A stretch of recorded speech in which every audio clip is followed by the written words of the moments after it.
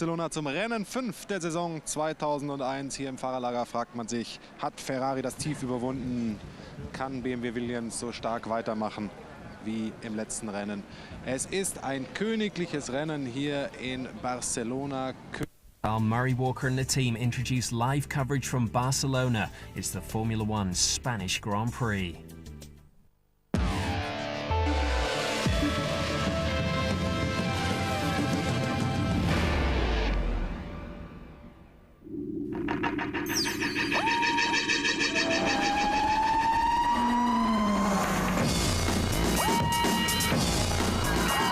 Formula One on ITV in association with Texaco.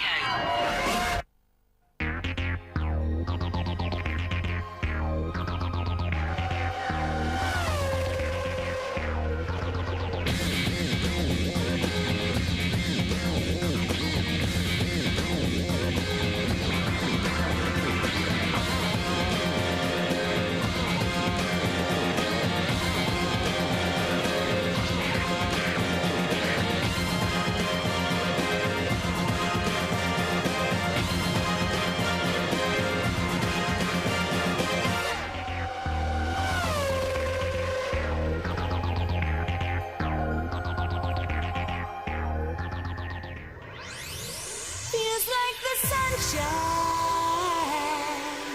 rising in my hands. Feels like the one time sunshine. Feels like the sunshine. Sunshine. Give me sunshine.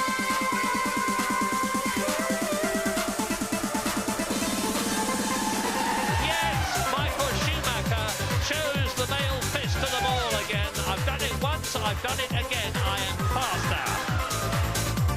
Here is Mika Häkkinen as he improved his time. Yes! Mika Häkkinen goes up to second on the grid. Michael Schumacher's on pole. It's Häkkinen's favourite track. Coulthard's Barcelona record is impressive. Welcome to an afternoon at the Spanish Grand Prix. Hello there. Temperature's okay, around about 19 degrees, but in the last few minutes all sorts of clouds have gathered above the Catalunya circuit. It always blows around here a bit as well, very breezy indeed. Murray's been telling me it's going to rain. We shall see. Let's just remind you how the Drivers' Championship looks as we approach the fifth race of F1 2001. Level pegging then, right up there at the top, world champion Michael Schumacher and the consistently quick David Coulthard, 26 apiece. The Scots finished second here for the last 3 years. Barrichello, quickest in the morning warm-up, just a couple clear of Ralf Schumacher. The winner last time out, and Heidfeld and Frentzen have both qualified in the top 10. Alongside Tony Jardine, delighted to welcome Paul Stoddart, boss of Minardi, owner of Minardi.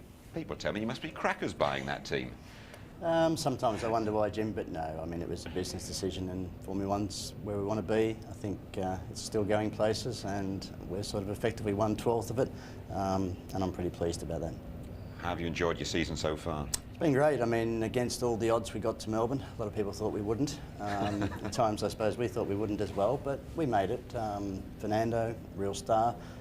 Credible performance in Melbourne, both cars home in Malaysia, and a top 10 finish in Brazil, so it's not the worst. Okay, Fernando Alonso, we're going to look at him in qualifying a little bit later on. But let's just go through the qualifying session, shall we, Tony? David Coulthard never on pole here, but setting the early pace. Yeah, but later on it got a little bit rough for him because there was a lot of traffic. People waited till the track got that bit quicker. And though he put in that sort of early banker lap, you know, he ended up, you know, about 4/10 outside, really 5/10 outside, which was a bit of a shame for him. He was also stymied in his last run where he felt he was blocked by Nick Heidfeld.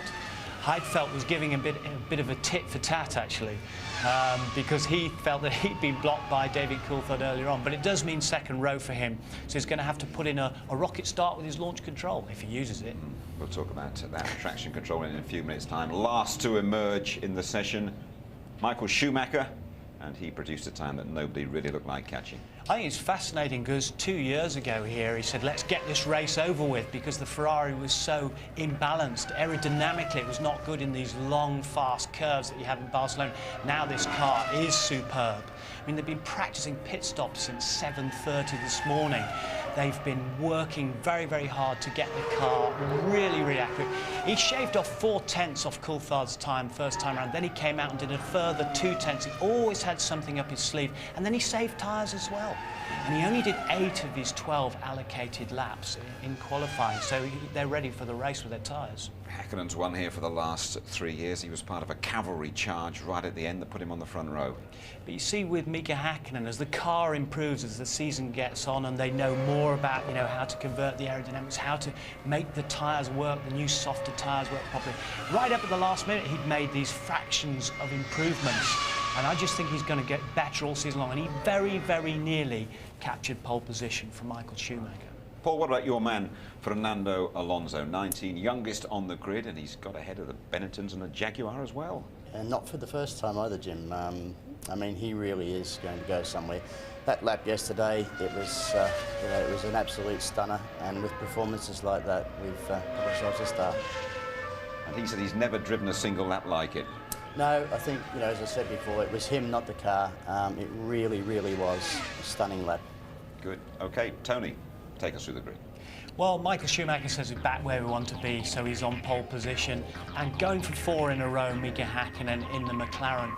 Coulthard, I say, slightly held up there, but he's never won in Spain. Can he do it? Barrichello didn't get the best out of the Ferrari. He admitted to that. Ralf Schumacher, of course, the Williams not showing great form here recently in testing, did very well, always been in the top 5. Truly out-qualifying Frentzen yet again. Villeneuve did very well after brake failure early in qualifying yesterday to put it where he did. And then Sauber crash. Look at them both in the top 10 again, the 2 youngsters. And then Panis there alongside Montoya. Lost his rhythm with flags going against him, traffic going against him. Irvine, this is the best you can expect. We're waiting for our new aerodynamic package. Bertie, who's gone from Jaguar to Prost, out-qualifies the old master Alesi. Verstappen had a spin. Alonso there at 18th place, his first Spanish Grand Prix. We're looking forward to that. But he's ahead of Fisichella. He's ahead of the Grand Prix returnee De La Rosa, the Spaniard, and then Button, question mark over his shoulder, and then Tosso Marquez at the back. The wind condition was a little bit variable, and I've seen very often here in Barcelona, you can be at the right moment out and you just get everything together. And you go maybe 10, 15 seconds later and things have a little bit changed. And certainly I found this a little bit variable today. More or less all the runs I had traffic out there when I ran there. So the last run was the only time when the track was clear for me. And that gave me the opportunity to maximize the lap time and to be smooth, you know. With the traction control now for the launch starts, that I'll be on the clean side of the track. And that may end up being a bigger advantage than being on the inside on the dust. We are heading for points. I think after what we saw today, Michael is going to win this race easily tomorrow. And we just try to do our best, and I'm sure by Austria, if late as Monaco, we should be back. The race is tough because there is a lot of tire degradation. We have to manage the tires, and okay, we are helped a lot now from the anti-speed, but it's anyway difficult to set up the car for a world race. Their main objective is to have someone to push Jean, so both drivers can push each other and go forward, and I think that happened today. So, you know, I think they are as happy as I am, probably. Well, you'll notice that the cars are sounding a little bit different. You shouldn't see any wheel spins at the start either. 2 consequences, those of the return of traction control. Reaction so far, fair to say, very mixed. Here's James Allen. Well, Jim, there's a lot of focus this weekend on the new electronics. There's no question that some teams are more ready than others. But how do the systems work, and what difference are they going to make to the racing today? A Formula One car has sensors which can tell if the rear wheels are turning faster than the front ones, which indicates wheel spin. The computer then cuts the engine power to stop the wheel spin. This gives more grip out of the slow corners and a faster lap time. The driver still presses and operates the pedal, but the signal from that is read electronically and passed back to the engine control system. Now, obviously, we can now modify that, so although the driver may have it pressed fully down, we can change what happens from the engine point of view. We didn't have a lot of time to develop it, so we feel we are probably using it at the 60%, but it's probably the same for everybody at the moment. When the tire wear goes down, obviously traction control is extremely important to have in a car. Starts will never be the same again thanks to launch control, which synchronises the throttle and clutch and gets the car off the line. Good systems work at the touch of a button, but not everyone will be using them today. If you do a very good manual start, it can be as good, maybe even better than an electronical start. The electronic start is only much more consistent. This is the basic point. The thing that gives me a little bit of hope is that with the traction control now for the launch starts, that I'll be on the clean side of the track, and that may end up being a bigger advantage than being on the inside on the dust. So what effect will all this have on today's race strategy? Well, the key here in Barcelona is the tyres. You've got to preserve them, and traction control will certainly help to preserve the rear tyres. It's an extremely abrasive track. Most teams will do 2 stops of the cars, but the key is making the timing of the pit stop earlier rather than later. New tyres can be worth a lot round here. Now, we saw Ralf Schumacher and Mika Häkkinen switched off their traction control systems for qualifying yesterday, but my hunch is that anyone who's got a system that works well will be using it today and will get an advantage from it. OK, Paul, you're not going to be using traction control. Why is that? Well, I certainly said I wouldn't be, Jim, but looking out this window at this weather, we might be making some last-minute adjustments. Really, it's an advantage for a wet or a wet-to-drying track. In the dry, in a perfectly clear day, not too much advantage. Overall, what do you feel about it? I'm sad by it. I think really most of the drivers would prefer not to use it, but it's certainly cleaned up any misgivings in the sport. So from that side, it's very good, but I'm not a great supporter of it. I think the World Championship is for the best driver, and the best driver should drive the car naturally. Just explain your approach to the season. I remember you saying to me in Australia, 1 single point. That's all we want. What difference would that make to you? It makes a lot of difference financially to us, and obviously from a motivational point of view, it would be fantastic. Just tell us about that financial difference. Well, the financial difference is several $1 million in, simply put, TV money from the position, if you're in 10th or 11th or 12th, the top 10 share the spoils, far more better than the last 2. And what about your engine? Have you got a good enough engine in the car at the moment? Are you going to get another one? Well, we've obviously got an engine that's performing very credible. I mean, for Fernando to be 2.8 seconds behind Schumacher, given their budget, our budget, you know, if people think about that, we haven't done too badly. But we're down on horsepower. We need another 50 horsepower, and we know exactly what it's going to take to do it. And yes, we are talking to a couple of engine manufacturers about solving that problem sooner rather than later. Right, you're going to lob in a couple of names for us while you're here, are you? How did we hear yesterday, Paul? No, I can say that they are existing engine manufacturers that are already on that grid today. So hopefully we'll be able to announce something in a couple of races. I think Eddie Jordan has been the last sort of privateer to break through into Formula One, and it's a big corporate business now. Can you really do it on your own? I think we can. I mean, I think we've proved a lot just by getting to Melbourne, and our performance since Melbourne hasn't been too bad. I mean, we didn't have the best race in Imola, but it was always going to happen at some point. We're okay. I mean, the field this year have closed up, and traction control will make them close up even more. I think given where we've come from and where we're heading to our 5-year strategy, yeah, I believe we can do it. Your man Alonso, who we've spoken about from Oviedo, have you got him signed up for next season? We've got him signed for next year, and obviously 2003 he's a Renault driver. However, for this year, next year, and the only clause on his contract for next year is to give him a good engine, and that's what we're working towards doing. Do you ever feel you're not actually on a level playing field here? I mean, Ferrari tested thousands and thousands of kilometres last week. You didn't do anything, did you, Harvey? It's very hard. I think it showed more on Tasso. Obviously, Fernando, home track, knows the track well, but take someone like Tasso, hasn't seen this track for 3 years, and no testing. I mean, people pound around Barcelona. It's one of the favoured test tracks. They do thousands and thousands of kilometres. Our first test, other than a small shakedown test on a straight line track, was last week, and that was all around traction control. Just finally, your hopes for the Spanish Grand Prix? I'd like to see a top 10 finish. Anything can happen, and as Murray says, usually does, so let's hope it happens for us today. You're not having to keep lines, by the way.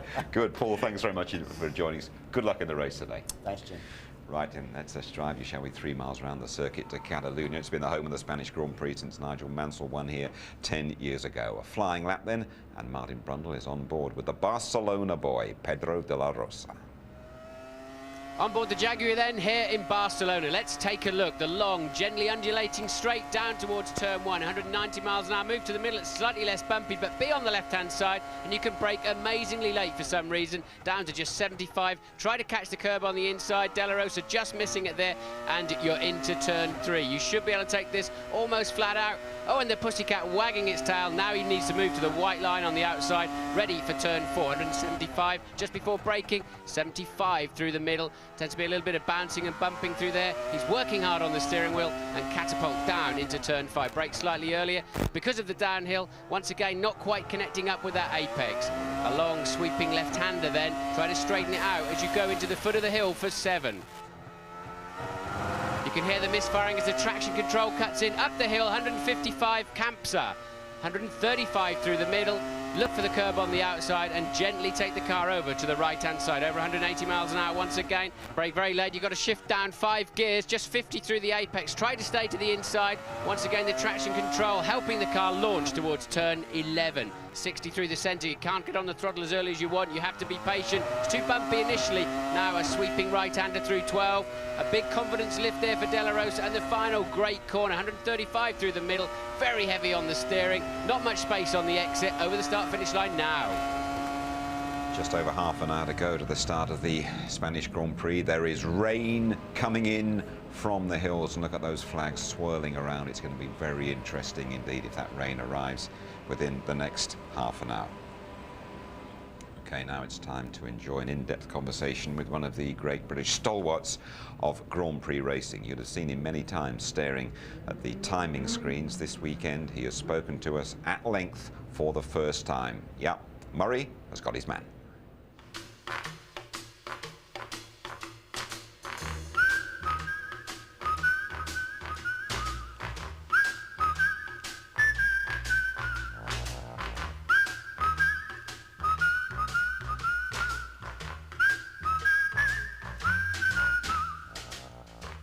When I first think of you, I always think of you as an actual driver, a racer, driving Austin A40s and then Formula cars.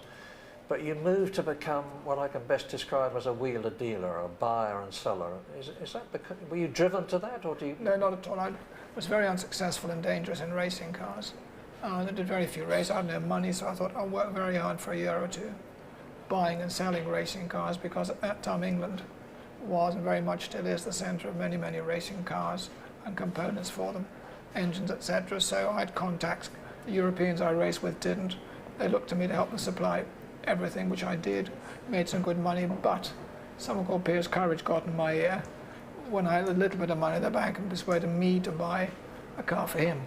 And after that, after I did that, there was no looking back. I was an entrant and no longer a ridiculously bad racing driver. But you never felt motivated to spend the money that you'd made on getting better cars for yourself? Well, Piers was as quick as Quicksilver. The moment he smelt the cash, he was into my ear and I was gone. I was done for. But with looking back with hindsight, I'd never been a great racing driver. But I should say that today I still feel a bit childish about it, and I just imagine myself trying to keep up with Michael in the wet. I mean, it's a dream, but the turn on is there. Don't we all? Frank, in your long career, you've had 2 dreadful blows in Formula One: the death of your great friend Piers Courage, who you brought into Formula One, and the death of Ayrton Senna, driving for your team. Now, how on earth, as a team owner, do you cope with that? Well, the death of Piers did fixate me and have quite a serious effect on me. But I was so committed financially to Formula One that I must truly say that I never seriously considered stopping. I had nothing else I could do. And I was, in every sense of the word, there was no going back. With Ayrton, the same applied in a greater sense, because at that time Williams was quite a substantial company, 250 employees, I guess, with major commercial obligations. Well, you've been gigantically successful, starting from nowhere. 9 Constructors' World Championships, 7 Drivers' World Championships. So what's the secret? Is it passion, dedication, determination?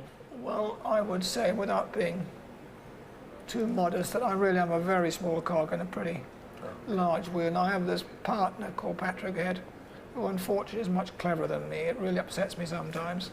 But he is just a remarkable individual. He is driven, and he's at motor racing now, or Formula One, is very much, until the race starts itself, an engineering exercise. I am not an engineer, Patrick is, and he has assembled around him a group, and always has had around him a group of very clever young people who are also passionate, like him, like me, about what they do and what they live for, and that's been the motor. It's a bit of a cliche in the business, but they all say that the one who's closest to your heart is the rough, gruff, tough, outspoken, determined Alan Jones. Is that a cliche, or is it true? There is a considerable but not total amount of truth in that Alan Jones was, in age terms, a contemporary of myself and Patrick. Oh, yeah. They were the early days of the team, and you always tend to look back as you get older and think, oh, those are the days. But one has fond memories, and of course he represented or helped bring us our first World Championship title. And life was certainly less complicated then. So he was a man's man. He liked his beer and told a good joke. Loved to fight, not us, but with us, but you know, never shirked a fight anywhere. Got into a lot of trouble in his time, but he was a man we admired and enjoyed. I remember he actually had a punch-up literally somewhere and drove for you with a broken finger, didn't he? Well, I know the details, but I'd best not present them on your amazing programme. But essentially, he picked a fight with two people when he thought there were only one, and they were both bigger than him. And he arrived at Monza for the 1981 Italian Grand Prix, when he could still just have got the title. With a broken thumb, unfortunately, on his gear change arm, he still finished second, but he could have won. Now, I talked about you having had two terrible blows with Piers Courage and Senna. You had a terrible blow yourself 15 years ago, that disastrous crash at Paul Ricard with you driving, and you've been confined to a wheelchair ever since. Has that not inhibited you at all, or has having the team motivated you to try harder? Well, the first thing to remind you is it was totally my fault. It was just the inevitable result of 27 years of hooligan driving. And it's probably a godsend for other road users. But I repeat, it was my fault, and I was in that position. Fortunately, I had the wherewithal to afford good people to look after me. And essentially, I should say I'm so well looked after, whether it's by my day-to-day people or at the hospital at Stoke Mandeville, etc., that I don't really notice it. I've got other things in my mind. I'm very fortunate. I'm very fortunate, sums up the man. It's very sad still for likes of myself looking at him and remembering him in the 70s, working with him when he was very fit. He was a great athlete. You know, he used to run around the circuits in the night before the race and so on. But there's no question of doubt, if you cut him there, oil would come out, not blood. He's 120% racing. He absolutely loves it, but he's not Gaga. He's the boss there, and he's got a fantastic brain. Okay, well, problems for one of his former drivers, David Coulthard, in this morning's warm-up. Hydraulics problem. That McLaren, cloud of fumes coming from behind it, grinding to a halt. Not what David Coulthard wanted at all. Here's his reaction. It's not good when your car stops on the track, but it's better it happens now, obviously, than in the race. Clearly, it's a problem that we haven't foreseen, and we're just going to try and understand exactly why we had the hydraulic problem and fix it for the race. Is it likely to be a problem for the race, or is it too early to say? Well, it's not something we've had happen before, so I don't think it's related to traction control or the sort of issues that looks like BMW have had the problem with. So I think it's just one of those things, unfortunately. You know, hydraulics, there's a lot of pressure on the lines, and occasionally they fail. Remember last year, David Coulthard drove most of the Spanish Grand Prix in great pain after his plane crash. Well, Jenson Button, he's going to be in a bit of pain this afternoon as well. All sorts of problems with the shoulder, injections involved and things like that. Here is the latest bulletin. He has got this small shoulder problem that stems from an old kart injury. Basically, the tendon in the shoulder, through the aggravation in the shoulders, sort of elongated. So through the lack of the power steering and the Michelin tyres sticking a lot harder, basically there's been a lot more force and tension on the joint. He's being well treated by Hoagie, the team physio, but obviously he's got an aggravation there, and we had a cortisone injection last week to calm it down, but it still is quite sore. But the bottom line is the boy's hard, the boy's tough. He'll be here racing well this afternoon and for all the other races. so don't worry about it. Not sure if he's going to be racing in the rain or not. We're about half an hour north of the port of Barcelona. The Jordan team are involved in a new powerboat venture there with Honda, and Louise Goodman was on board to discuss the future of driver Jarno Trulli. Where does his future lie? His contract expires at the end of this year. I see no reason why Jordan and Jarno Trulli won't extend that contract for the foreseeable future. He has everything that Jordan as a team wants. He's quick, he's exciting, he's got flair. I think you haven't seen the maximum of his speed yet. You can see the way he qualifies. We need to sort of help that along in the race. Maybe our car isn't quite good enough just at the moment. But as we've seen with Ralph, you know, Ralph has brought Williams to another dimension, particularly after Imola. I'm absolutely certain that Jordan, you will see a much bigger improvement, certainly over the next 3 races. The race boat may be a new venture, but Eddie's an old hand at powerboating. What? Not that you'd know it. Don't worry. They got that on camera. As we left Barcelona harbour and headed out for a bit of fun, I had a chance for a chat with Jarno. I kicked off by asking him about the frustrations of last year. It wasn't easy at all, but let's say it wasn't a successful season, as successful as we expect. It was very difficult to accept. But this year is much better so far. Oh yeah, absolutely. We got a reliable car, competitive car, a good base to start with. So now we just have to improve our performance, and we must also keep in mind that this is our first season with a new engine deal, Honda. So this brand new relationship at the moment is working very, very well, as it is, let's say, very young. So it can only get better for the future.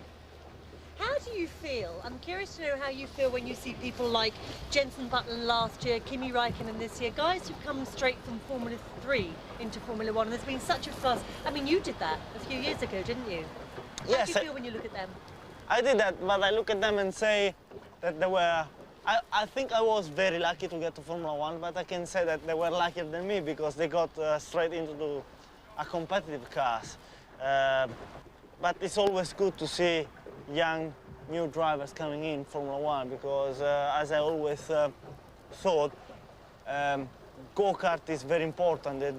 These 2 guys were coming straight from karting to Formula 3 and then to Formula 1. Look at the bridge. Hey! Wow! What's happening? Hey!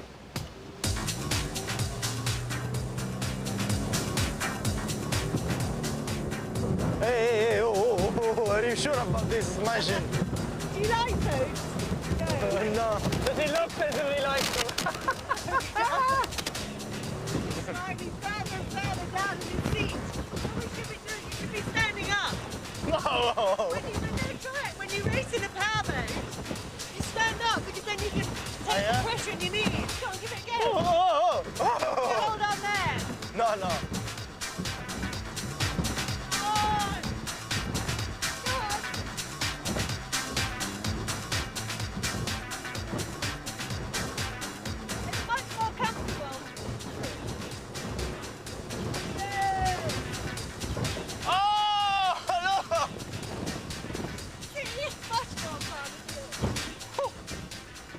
Different conditions here, cloudy, windy, could be rain on the way. It hasn't stopped royalty and celebrities turning out though.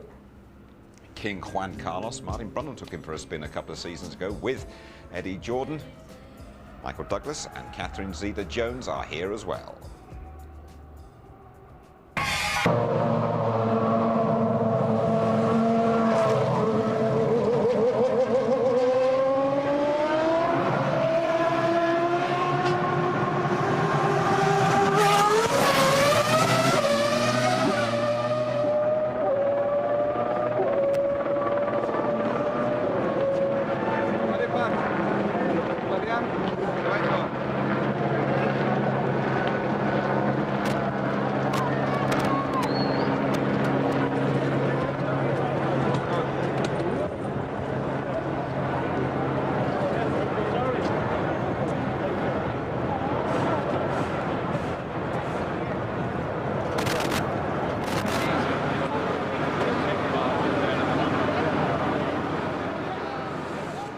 Fernando Alonso, describe your feelings as you're about to start your first Spanish Grand Prix. Yeah, the feeling is fantastic. I'm ready for a start. I'm quite surprised because in 10 minutes the weather changed a lot, so we need to be careful with the weather. But the feeling is fantastic.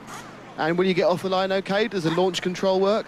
Yes, we have the manual start, so the normal start for us. In the next races, we need to improve in this thing. Best luck. Thanks, Fernando.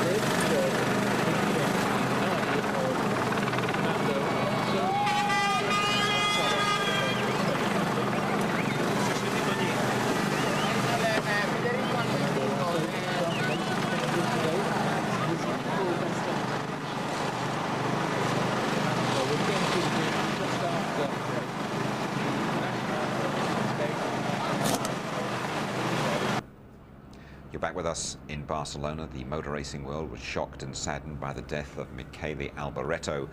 On Thursday, the 44-year-old Italian was killed at a circuit near Dresden in Germany, testing for the Le Mans 24-hour race. Martin Brundle raced against him many times. He was also at the circuit where the tragedy occurred. A great sense of sadness here in the Formula One paddock at Barcelona. Michele Alboreto was a very popular man amongst the Formula One people. One of the few Italians to win for Ferrari. Let's take a look at his career. Michele was a real racer and a veteran of 194 Grand Prix. He drove for 6 teams in Formula One, starting off with Tyrrell in 1981. A couple of years later, it all came good, with a win in the USA Grand Prix of 1983. The temptation of Italy's famous Scarlet cars soon saw Michele at Ferrari, where despite the unique pressures of Maranello politics, he sparked off a title challenge, winning the Canadian and German rounds of the 1985 World Championship. Together with teammate Gerhard Berger, Alboreto drove the Tifosi wild with a 1-2 finish at Monza, even if he would eventually lose out to Alain Prost in the title race. After spells at Arrows and Lola, Michele ended his Formula One career at Minardi, and he still had it. Michele Alboreto, the veteran ex-Ferrari driver, is back in the points. I say back because he hasn't been there for a very, very long time. The desire to race burned as brightly as ever, but just too often the cars weren't up to it. Alboreto moved to sports cars and won at Le Mans in 1997. Audi would be his last team before fate intervened and motorsport lost a great driver. We were due to compete against each other in just a few weeks' time at the Le Mans 24 Hours. We'll miss him there too. Several of his former colleagues wanted to pay tribute. Well, he was a real gentleman. I mean, this was the real memory I have of him. He was a straightforward guy, always friendly, always nice, did a very good job in racing. And it's very sad that he had this accident. It's not too long time ago that he asked me to come and drive with him long distance races, and I say, no, Michele, I have a new job, I like my role. And he says, Gerhard, we need to race again. You know, it's you and me from the same generation. And I say, no, I don't want anymore. So really, I'm very sad that this happened. I raced against him in '79 in Formula 3, and he was always what I call a gentleman, and you don't have too many. I mean, I can think about, without telling names, maybe 4 or 5 that I met in 20 years, and he was one of them.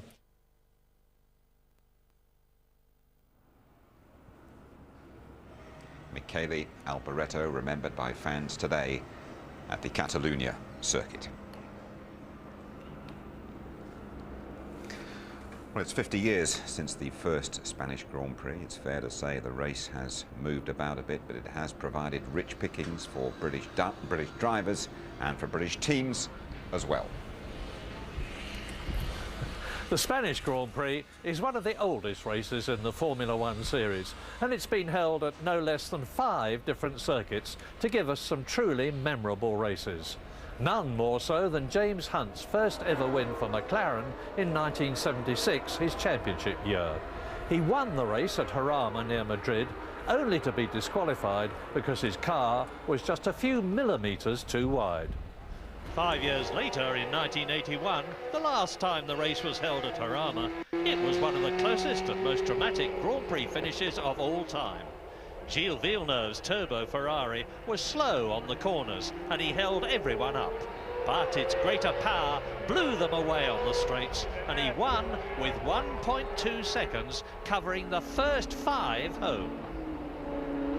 But it was even closer at Jerez in 1986. Nigel Mansell in his Williams had a fantastic battle with Ayrton Senna's Lotus and Alain Prost's McLaren until Mansell and Senna broke clear. They came up to the line absolutely together. This is it, down into second gear, and Mansell, if he gets it right, can sprint out of the rear wing of Senna's car. Senna moves across, he's keeping Mansell back, and he wins. Nigel thought he'd won, but he hadn't. Senna had by 1/100th of a second. To Barcelona in 1991, where Mansell and Senna were at it again, with Ayrton in a McLaren this time. Their 200 miles an hour wheel-to-wheel battle down to turn 1 was a fabulous sight. Someone had to give way, and it was Formula One's hard man, Ayrton Senna, as Nigel took the lead and went on to win for the second time in Spain. Barcelona 1994 was only 2 races after the great Senna's tragic death at Imola. Damon Hill was now Williams' team leader. He drove magnificently to win and boost the team's morale.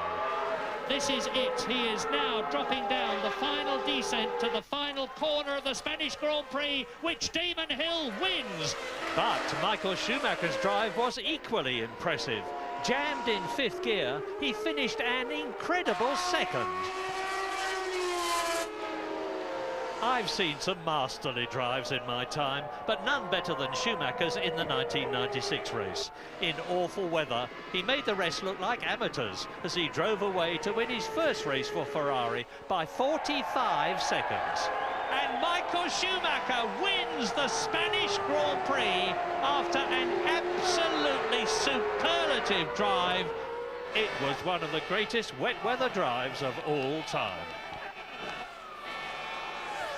But it's been McLaren all the way for the last 3 years, with 3 successive first and second places at the Barcelona circuit for Mika Häkkinen and David Coulthard. And last year, a brilliant drive by Coulthard, only 5 days after being in a tragic air crash. David's on top form, and if he can win this year, he'll lead the championship. And if he does, he will be in good voice. Mario, I think limbering up now for the start of the Spanish Grand Prix, just under 10 minutes away. One or 2 home drivers for the fans to cheer on as well. Let's join Louise. Hello Jim, hello everybody. The atmosphere has always been a bit lacking at this Grand Prix, but I have to say that seems to have changed this year. I've never seen the grandstand so busy. The fans have turned out in force, undoubtedly to support this man, Pedro de la Rosa, making his return to the grid this weekend. You've seen some of the glitterati here this weekend. The King of Spain has just been down to wish Pedro well too. It may be getting a bit gloomy up there, but down here on the grid, the atmosphere is really hot. Thank you, Louise. So then, can Michael Schumacher deliver? He's the only Ferrari driver to succeed in Spain for 20 years. Could we be in for a hack attack? The Finn is chasing an unprecedented 4th successive victory. How about David Coulthard? Is it his turn this time round? Are we going to see more San Marino magic from Ralf Schumacher. Another surprise perhaps from Trulli, Frentzen, or the 97 winner Villeneuve. Above all, will it rain? Stand by for the Spanish Grand Prix on ITV.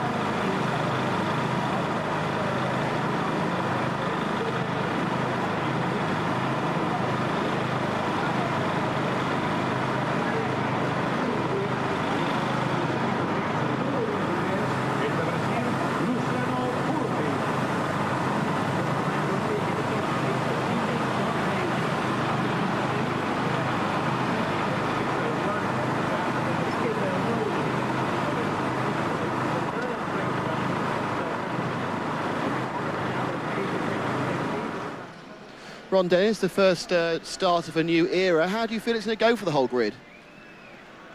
Well, I don't think it's actually going to go well for the whole grid. That's unfortunately. I hope it doesn't, nobody's problems, cause a restart. But hopefully we've worked hard enough to eliminate our own problems. But I think it's a better way to go.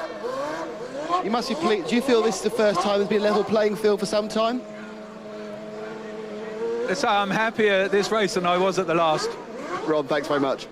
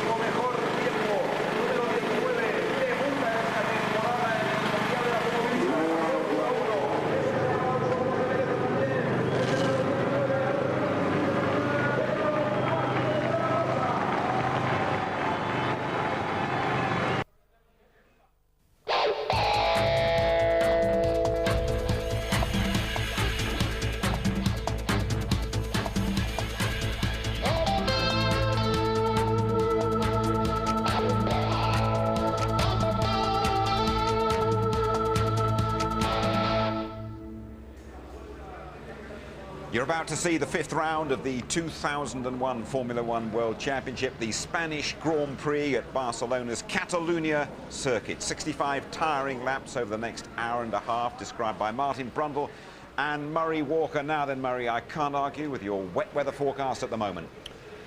Will it rain, said Jim Rosenthal. Well, Murray Walker says yes, it will. But then maybe it won't. You never know at this place. It's so changeable. You've heard the drivers and the team managers saying you never know what's going to happen at the Catalunya circuit from one 10-minute period to the next. And look at those skies now. When we came here this morning, it was clear, blue skies, bright sunshine. The forecast, for what it's worth, is that it is going to rain.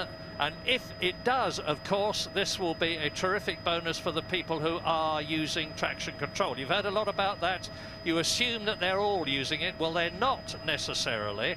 Some of the teams, and I think the Williams BMW in particular team, are in doubt about whether they're going to use it, because Williams and BMW have been pretty unhappy with their traction control so far.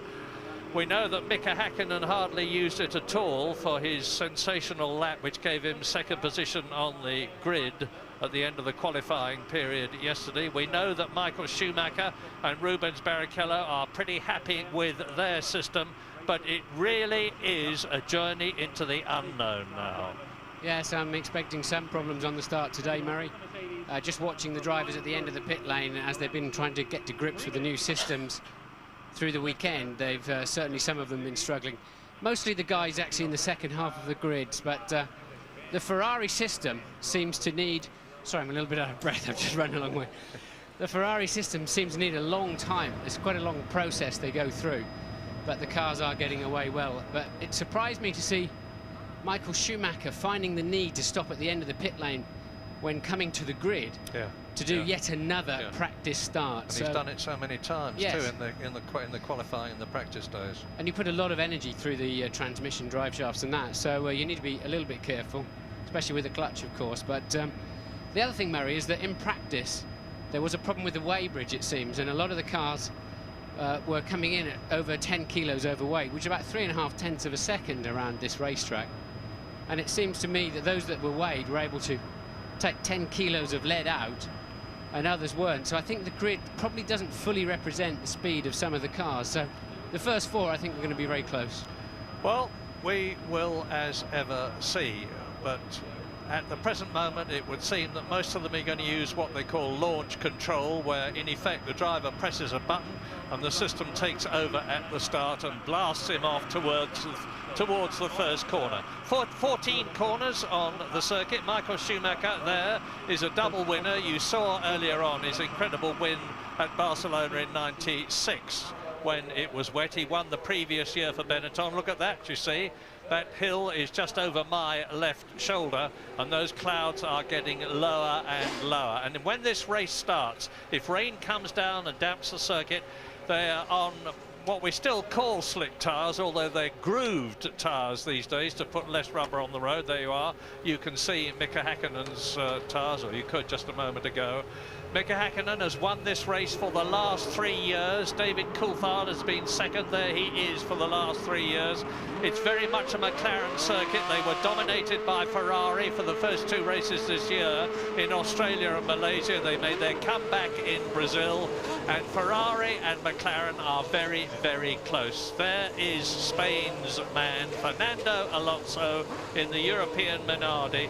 He qualified a magnificent 18th, and Rubens Barrichello's Ferrari comes off the jacks, and we wait now. It's just a matter of seconds before the parade lap. Now, I'd imagine they're going to switch off their launch control systems and try and lay as much rubber on the track as they can. Those that are thinking about it anyway, trying to get a bit more rubber down, because although they've got traction control, launch control, that is still a mechanism to control or minimize wheel spin. If you can stop the wheel spin happening in the first place, or to a lesser degree, you want to do that. So I'm expecting some of them, those that are thinking.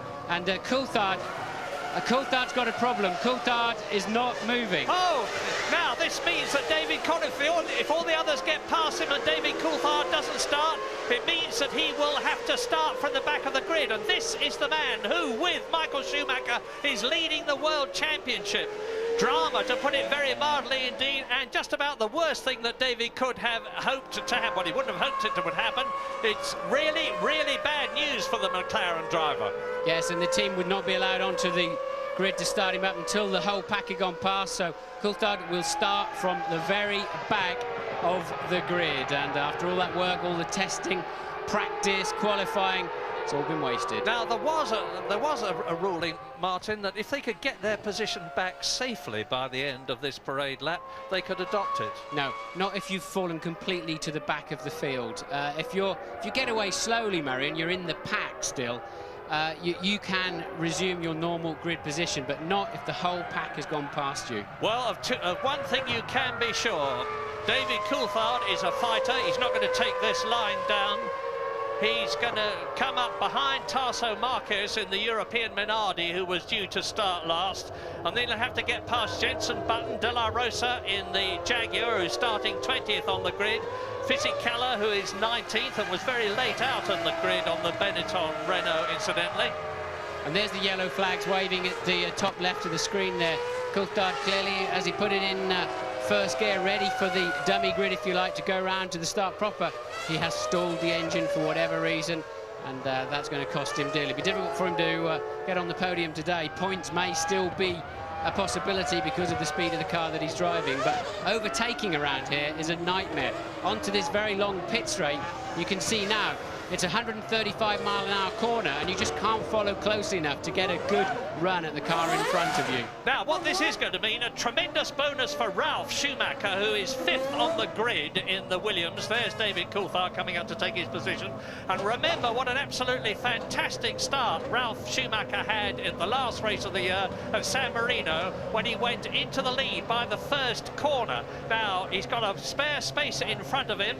At the present moment, he's just got Rubens Barrichello, Häkkinen and Michael Schumacher, and Ralf Schumacher is a lightning starter, so watch the right-hand side of the grid when you look down the 2 rows. Several years since Coulthard will have started anywhere near the back of a Formula One pack, and he's got to go for it, but he's got to be so careful not to trip over. Go, go, go in Spain now. Michael Schumacher gets away, Mika Häkkinen is second behind him, Rubens Barrichello is in 3rd place, Jarno Trulli is challenging, and sure enough, Ralf Schumacher is right up there. He is 3rd from 5th on the grid. Ralf Schumacher in the Williams BMW moves up, and Barrichello is dropping back. In fact, he's passed Schumacher again. Ralf Schumacher has got Jarno Trulli in the yellow Jordan behind him, and the race order at the present moment, Michael Schumacher leads Mika Häkkinen, leads Rubens Barrichello in 4th position. There you can see Ralf Schumacher, and behind him is Jarno Trulli. So, with David Coulthard fighting his way through the grid, this, of course, is a 65-lap race. Lots of action to come. Yes, and Coulthard had a reasonable start at the back. The man who just did not get off the line is Frentzen. He got away plumb last, thank God. Nobody ran into the back of him. So it looks like Frentzen's launch control didn't function, or he hadn't got it plugged in properly, and he is running well behind. But also now I notice, I think Coulthard is at the back of the pack. He's obviously tripped over somebody. James. Complete chaos here in the McLaren garage. They're only coming back with the pit equipment. It's all been flung aside, and they're all down there ready now for Coulthard with a spare nose. He's had an incident. I think the front wing's been damaged. All kinds of parts and bits thrown everywhere, trying to get ready. They are now ready for David Coulthard, though. What a dramatic start. And I think Frentzen had some problems as well off the start line, guys. Thanks, James. Well, rock luck for David Coulthard. It's looking very tough indeed for him as Schumacher goes through. Häkkinen back on form. It is 8 races since Mika Häkkinen won a Formula One Grand Prix. He's hungry for victory because he's well down in the pecking order in the World Championship. He's in 7th position. He's only got 4 World Championship points in comparison with Michael Schumacher and David Coulthard on 26. And David Coulthard, he comes into the pits right in front of me. David Coulthard comes into the pits. I'm looking across at him now, and the McLaren mechanics working furiously. You can see the back of the car up in the air. There's a new nose going on at the front. Martin. About 19 seconds to change that nose. It's got some special fasteners to enable them to do it properly, but of course carries a massive load from the front wing and the downforce, so it has to be fixed on securely. And well, we didn't see who he tripped over, but Coulthard clearly had a fine start and got into sort of 2/3 of the way into the pack by turn 1. It's clearly run into the back of somebody. Yeah, and he has to tour out of the pit lane, of course, because there's a mandatory speed limit there, which you must not exceed. And if you do, you get a 10-second penalty, plus the time it takes you to slow down and come in, and then speed up and get out again. Meantime, on lap 2, you're looking at the 2nd place man, Mika Häkkinen, who is sandwiched between the 2 Ferraris of Michael Schumacher, 0.6 of a second ahead of him, and Rubens Barrichello 1.4 seconds behind him. Now, Michael Schumacher knows what the challenge is. He puts down the hammer as he goes at 200 miles an hour into turn 1, pursued by Ralf Schumacher, now in 4th position. Jarno Trulli is in 5th place. There is the white and blue Williams. There is the yellow Jordan in 6th position. An incredible 6th position, because Montoya, the Colombian, has come up into 6th position, and he started down in 12th place. So Montoya, who had a very grotty qualifying and practice sessions on the Friday and Saturday, is scything his way through the field. Replay. So front runners all got a good start. You can see Frentzen's Jordan absolutely stationary. He would later on spin his wheels and make a normal start. and let's see if we can find out where Coulthard had the problem. I suspect he's gone in the back of Bernaldi in the Arrows, because they both pitted at the end of the first lap, and the camera's cut away now. I can see Coulthard 2/3 of the way down, but there you're watching is Barrichello back at the front, making his way around the outside of turn 2, regaining that crucial 3rd place. Yeah, great move by Rubens Barrichello to get past Ralf Schumacher, who had got past him. Ralf Schumacher, I suspect, doing the start all on his very own, operating his own clutch, operating his own throttle, and it certainly worked, but not for long enough. Meantime, I'm looking up into the skies. The clouds are as low as they were before. You can see on the right-hand side of your screens that they're pretty low, but no sign of rain yet. And race leader Michael Schumacher is now 1.2 seconds ahead of Mika Häkkinen. It is Ferrari leading McLaren, leading Ferrari in 3rd position.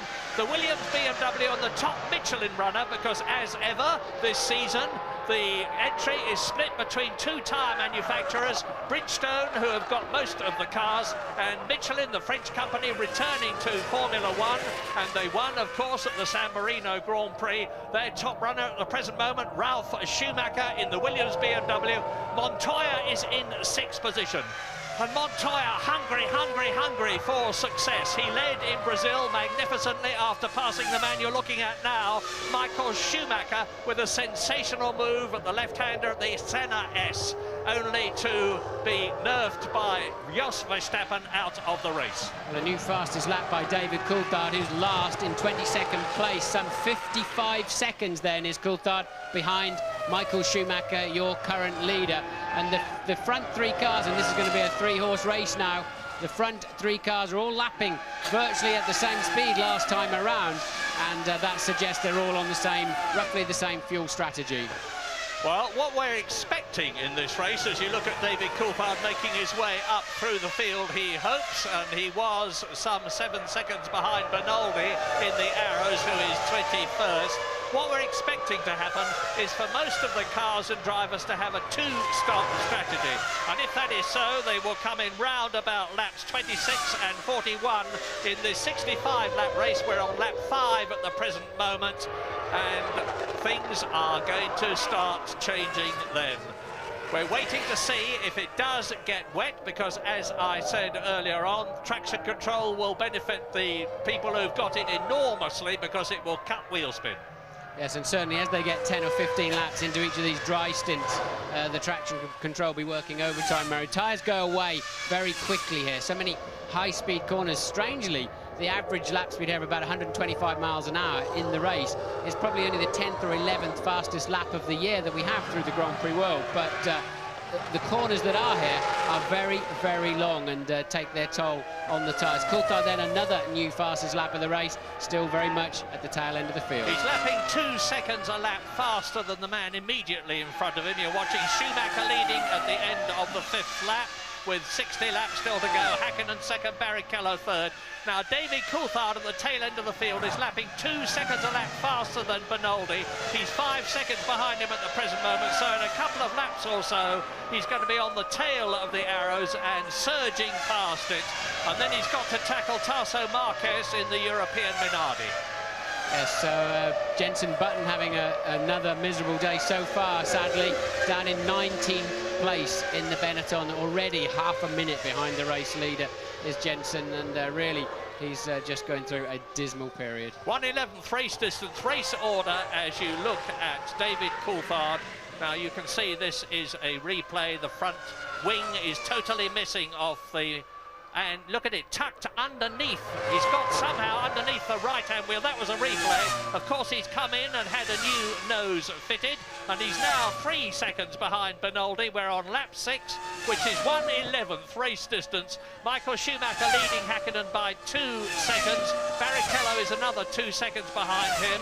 Ralf Schumacher is lapping in the Williams in 4th place at about 1:23.4. That's about 1.5 seconds slower than the race leader. Jarno Trulli in the Jordan is in 5th place, and Montoya is holding on to that 6th position, and Montoya is about 1.5 seconds behind Trulli. And to remind you, Michael Schumacher took 1 run less in qualifying yesterday than anybody else, and he was very economical with tyres. through the free practice. He has 3 sets of new tyres. Oh, Jaguar coming together, and that is Pedro de la Rosa in the Jaguar, and Frentzen. It's Frentzen with him. Now I'm just checking. Here's a replay. That's into turn 7. Frentzen's gone up the inside and then couldn't help but run wide into De La Rosa. De La Rosa, of course, this is his first race for Jaguar. It didn't last very long. Out of the event goes Heinz-Harald Frentzen. Well, Jordan, who had reliability problems last year, certainly appeared to have overcome that this season. And Frentzen had finished in every race this year, but certainly not this one. De La Rosa, who had been expected to go to the Prost team,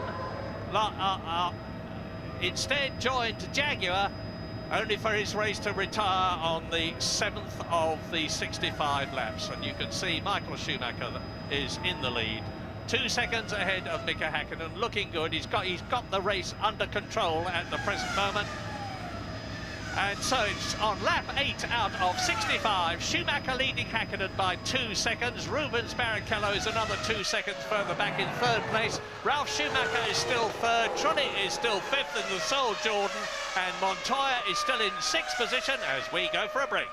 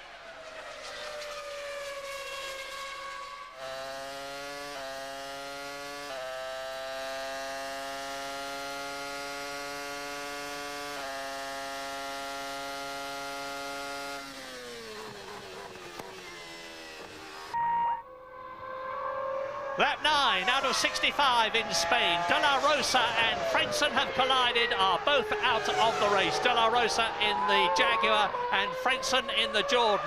And you were looking at David Coulthard, last man in the race at the present moment as a result of not being able to get away on the line. He's caught Enrique Benoldi, who is in 19th place and is now past him. And Michael Schumacher on lap 10, and Benoldi out of the race. Now that's yet another retirement. Frentzen out, De La Rosa out, Jordan out, Jaguar out, and now Benoldi in the arrows. And I wondered if they made contact. We didn't see anything.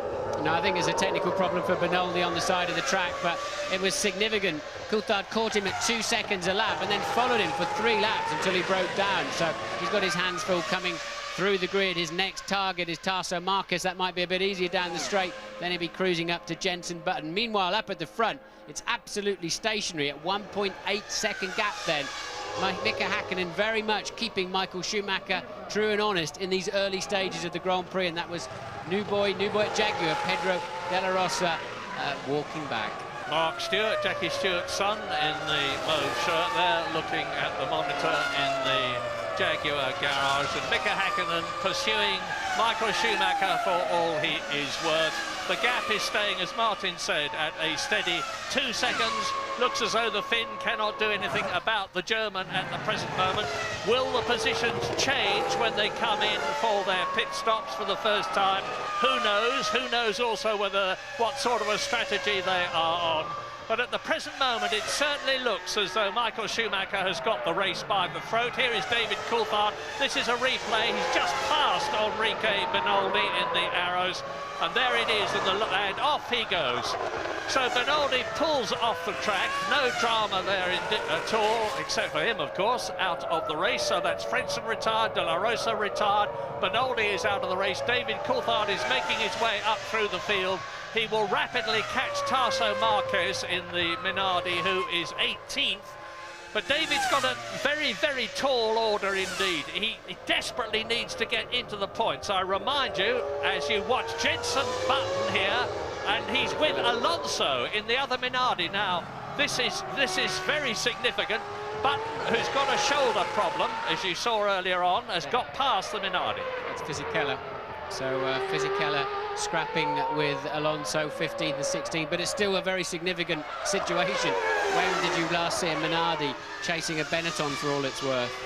Yes, and Alonso is actually sandwiched by the Benettons. Fisichella there in 15th place, then Alonso, Jenson Button in 17th place.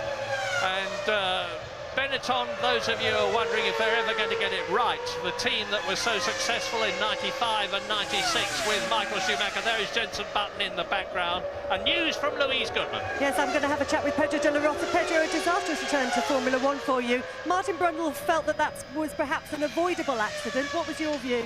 Yeah, I just saw it in the very last moment, and when I saw it, I saw Heinz.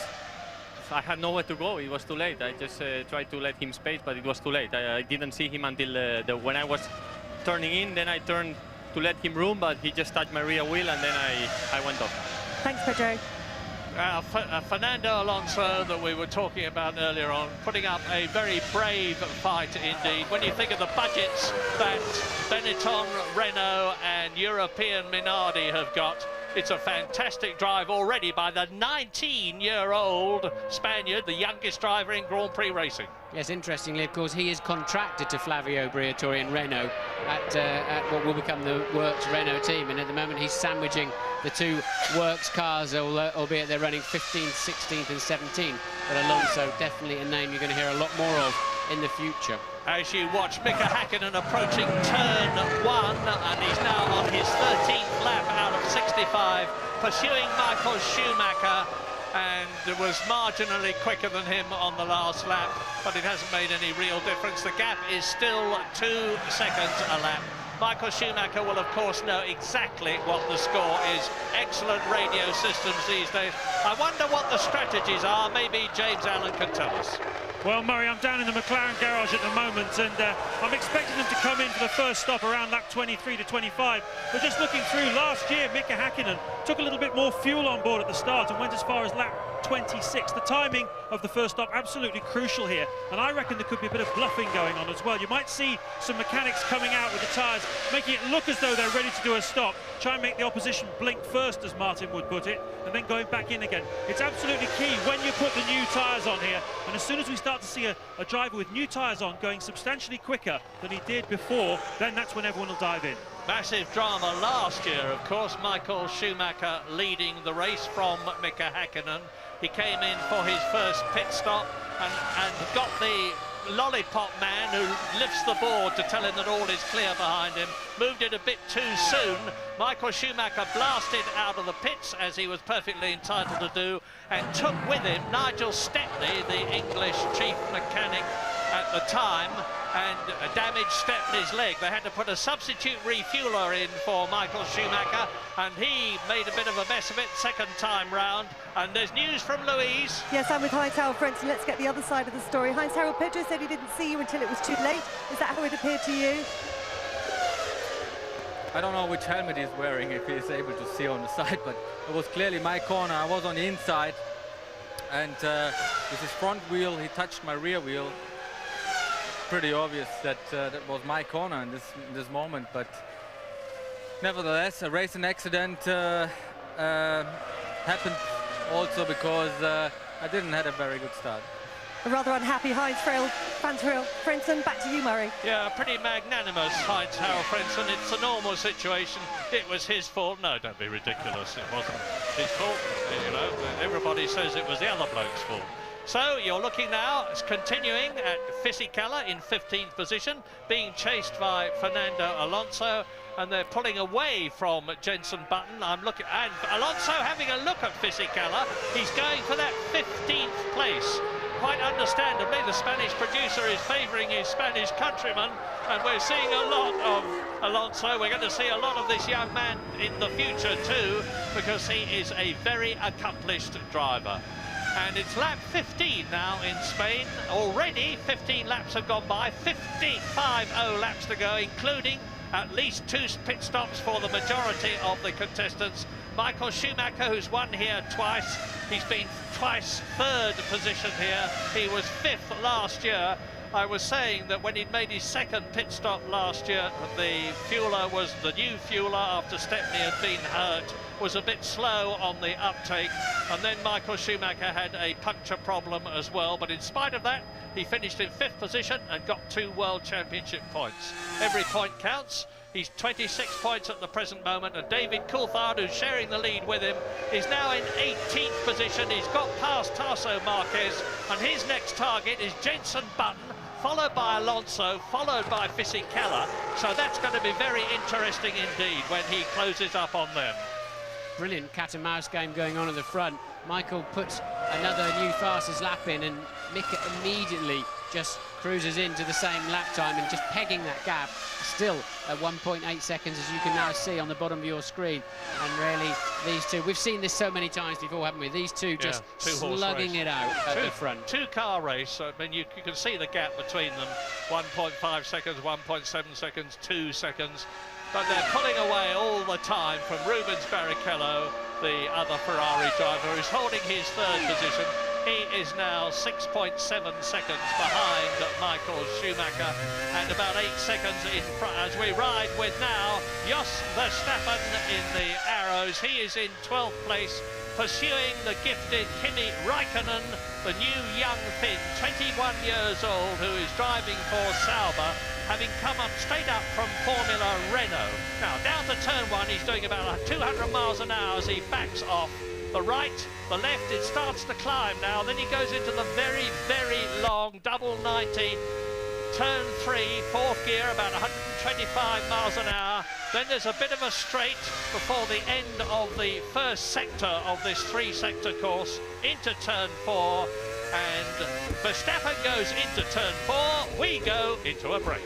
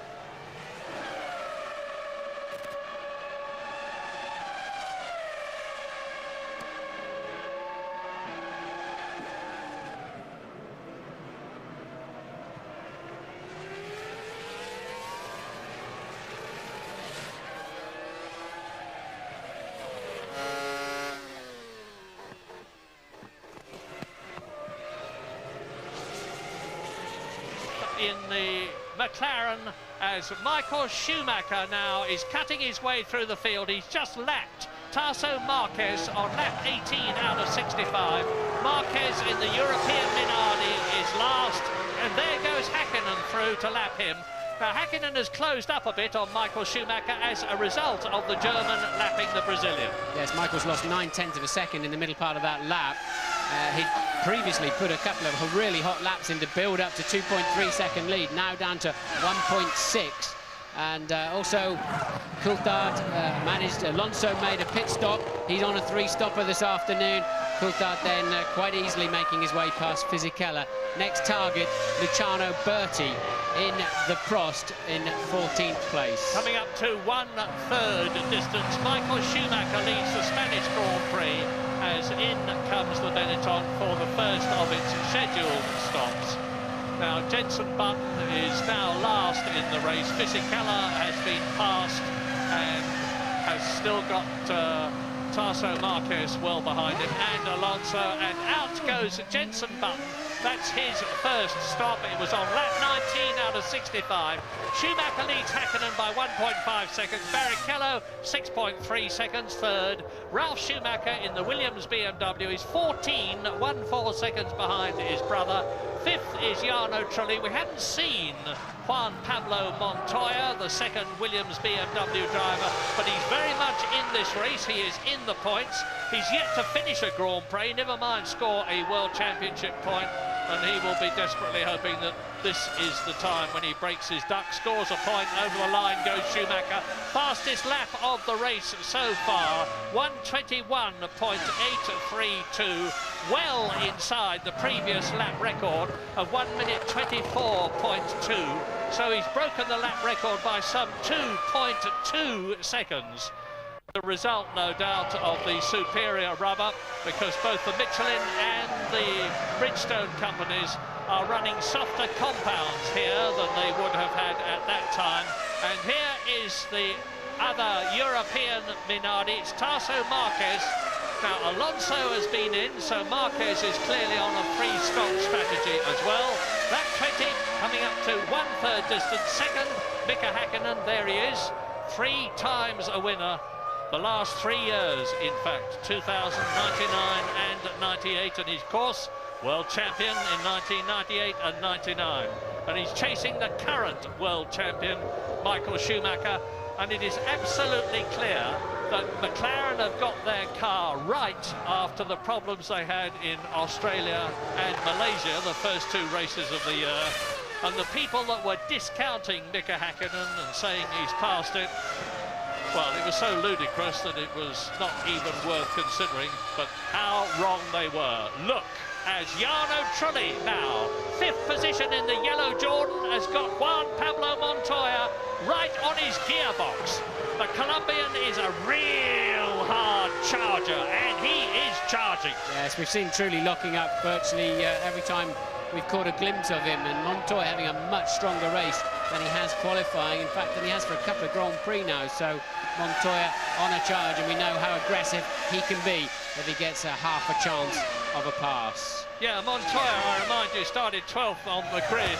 Now he has got well ahead of Olivier Panis, and look at the way he's sliding that car. People said you couldn't slide a car with traction control. I'm not sure whether Williams are using it. I suspect they're not. In which case it is a bit of right foot driving that Montoya is doing. He's also got ahead of Heidfeld in the Sauber, who's down in 8th position. He's got ahead of Jacques Villeneuve, who started in front of him and is now in 7th place. And Montoya is challenging Jarno Trulli from Italy in the Jordan. You saw him earlier on talking to Louise Goodman when they were out in the Jordan Honda Powerboat. But they're 2 seconds a lap slower than the leaders, and I can't help but think that Trulli, and who's that off? Ralf Schumacher. Ralf Schumacher, who was 4th. So, out of the race, he's not going to get back in the race. He's beached it. The bottom of the car, the under tray is resting on the gravel. He must have just slid off the circuit out of 4th position. Up into 4th place comes Jarno Trulli. Up into 5th place comes Montoya. Up into the points comes Jacques Villeneuve in the BAR, pursued by Heidfeld and Eddie Irvine. And into the pits come the Jordan and the Williams absolutely together. Yes, a quite early stop then at the end of lap 22, so they're coming in absolutely together. Current 5th and 6th place man, in reality 4th and 5th, now that Ralf Schumacher, I think, fell off all by himself. Just made a driving error. Who's out first? Oh, and it's Montoya. Yeah, Montoya's got ahead. Montoya's got ahead. Brilliant bit of pit work by the Williams team and mechanics, and Montoya has gained a place. This is a replay.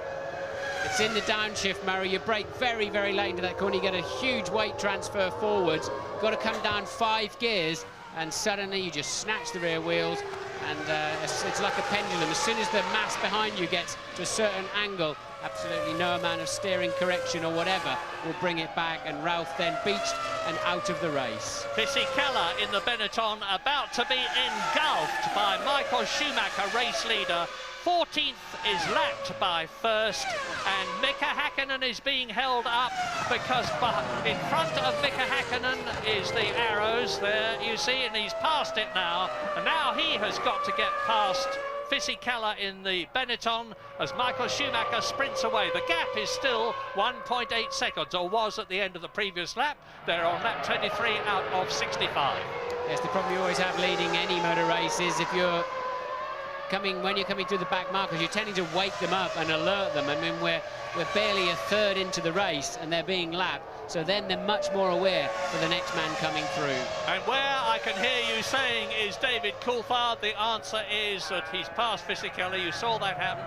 He's 13th at the present moment, but he's 11 seconds behind Luciano Berti's Prost in 12th position.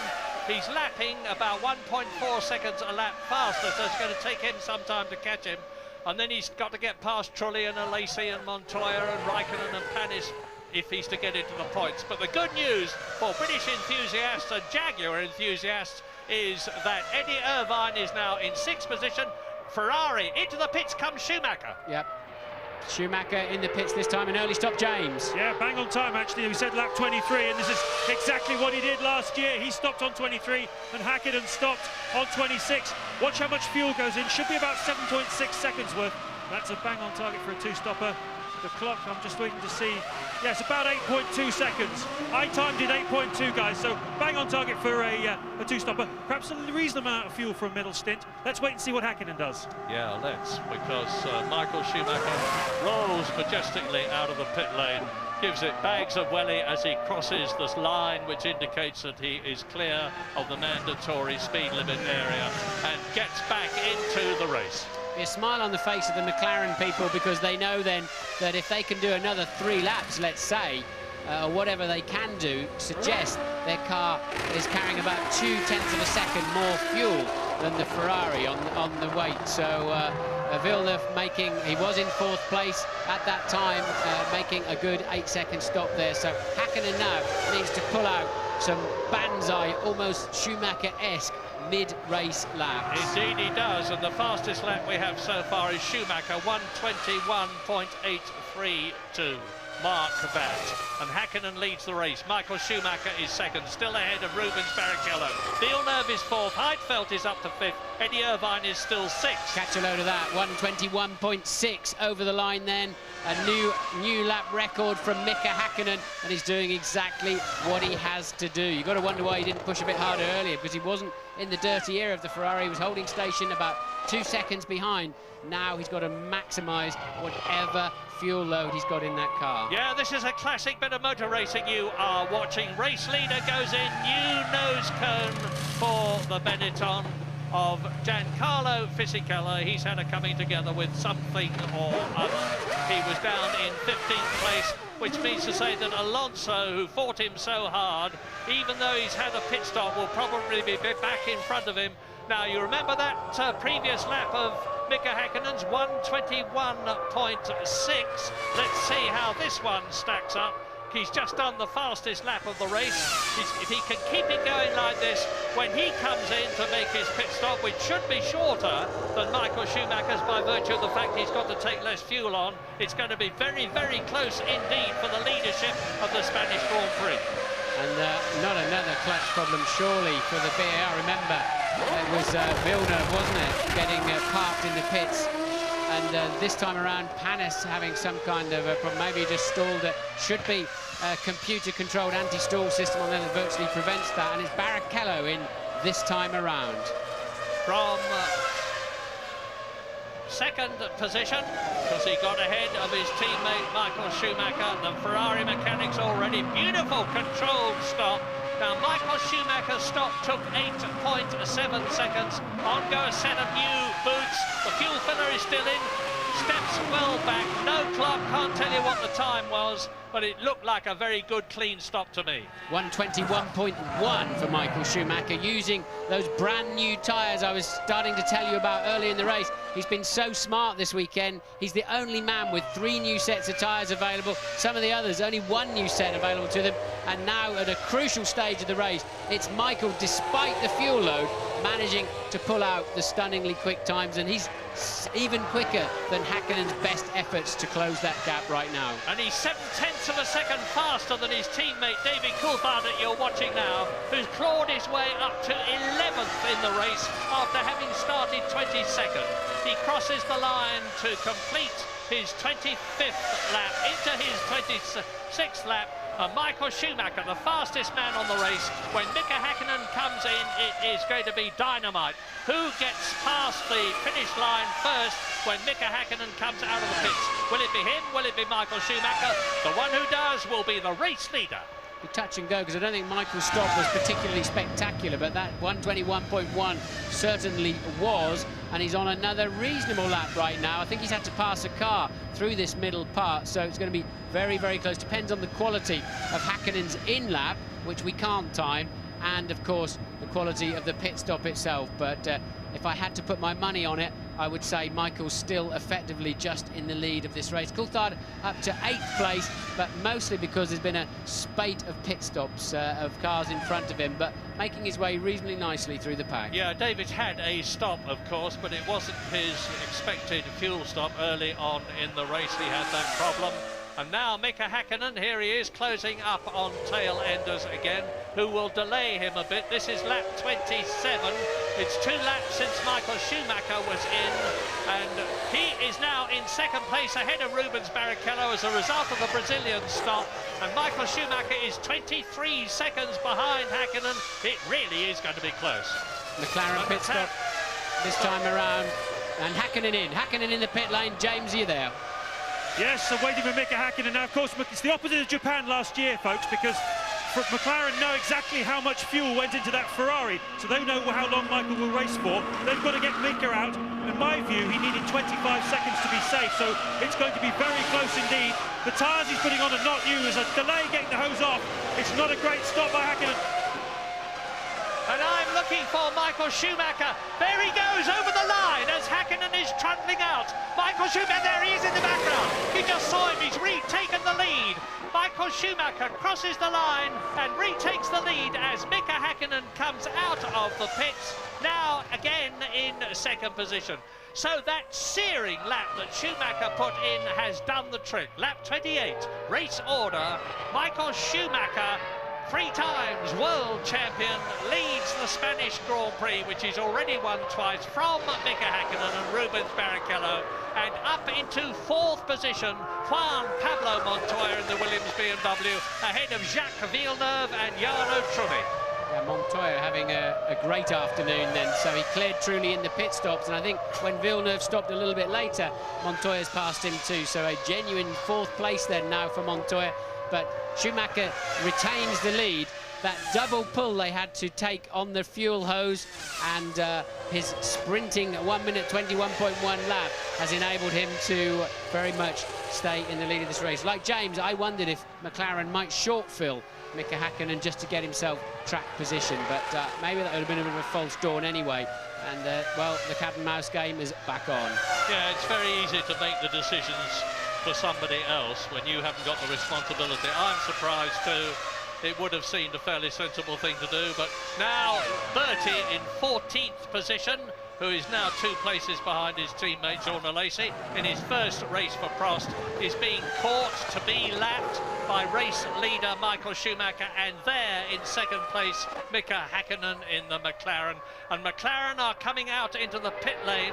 That will be to bring David Coulthard in on lap 29 for his first fuel and tyre stop, as opposed to the new nose cone stop which he had early on in the race after his collision.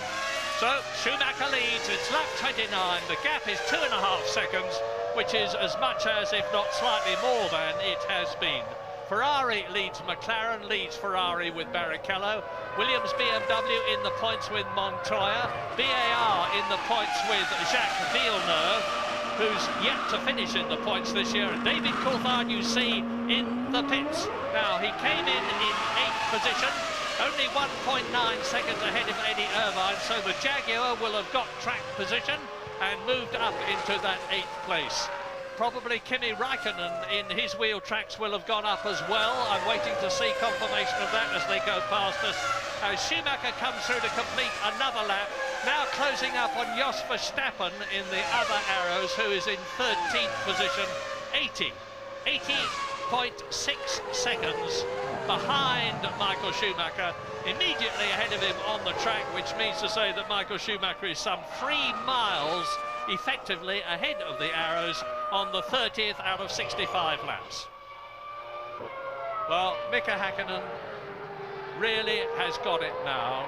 He's looking good for a minimum of 6 World Championship points to add to the 4 that he's got already. Every little helps. He's got so used to winning races, and as I said earlier on, it's 8 races since he did so.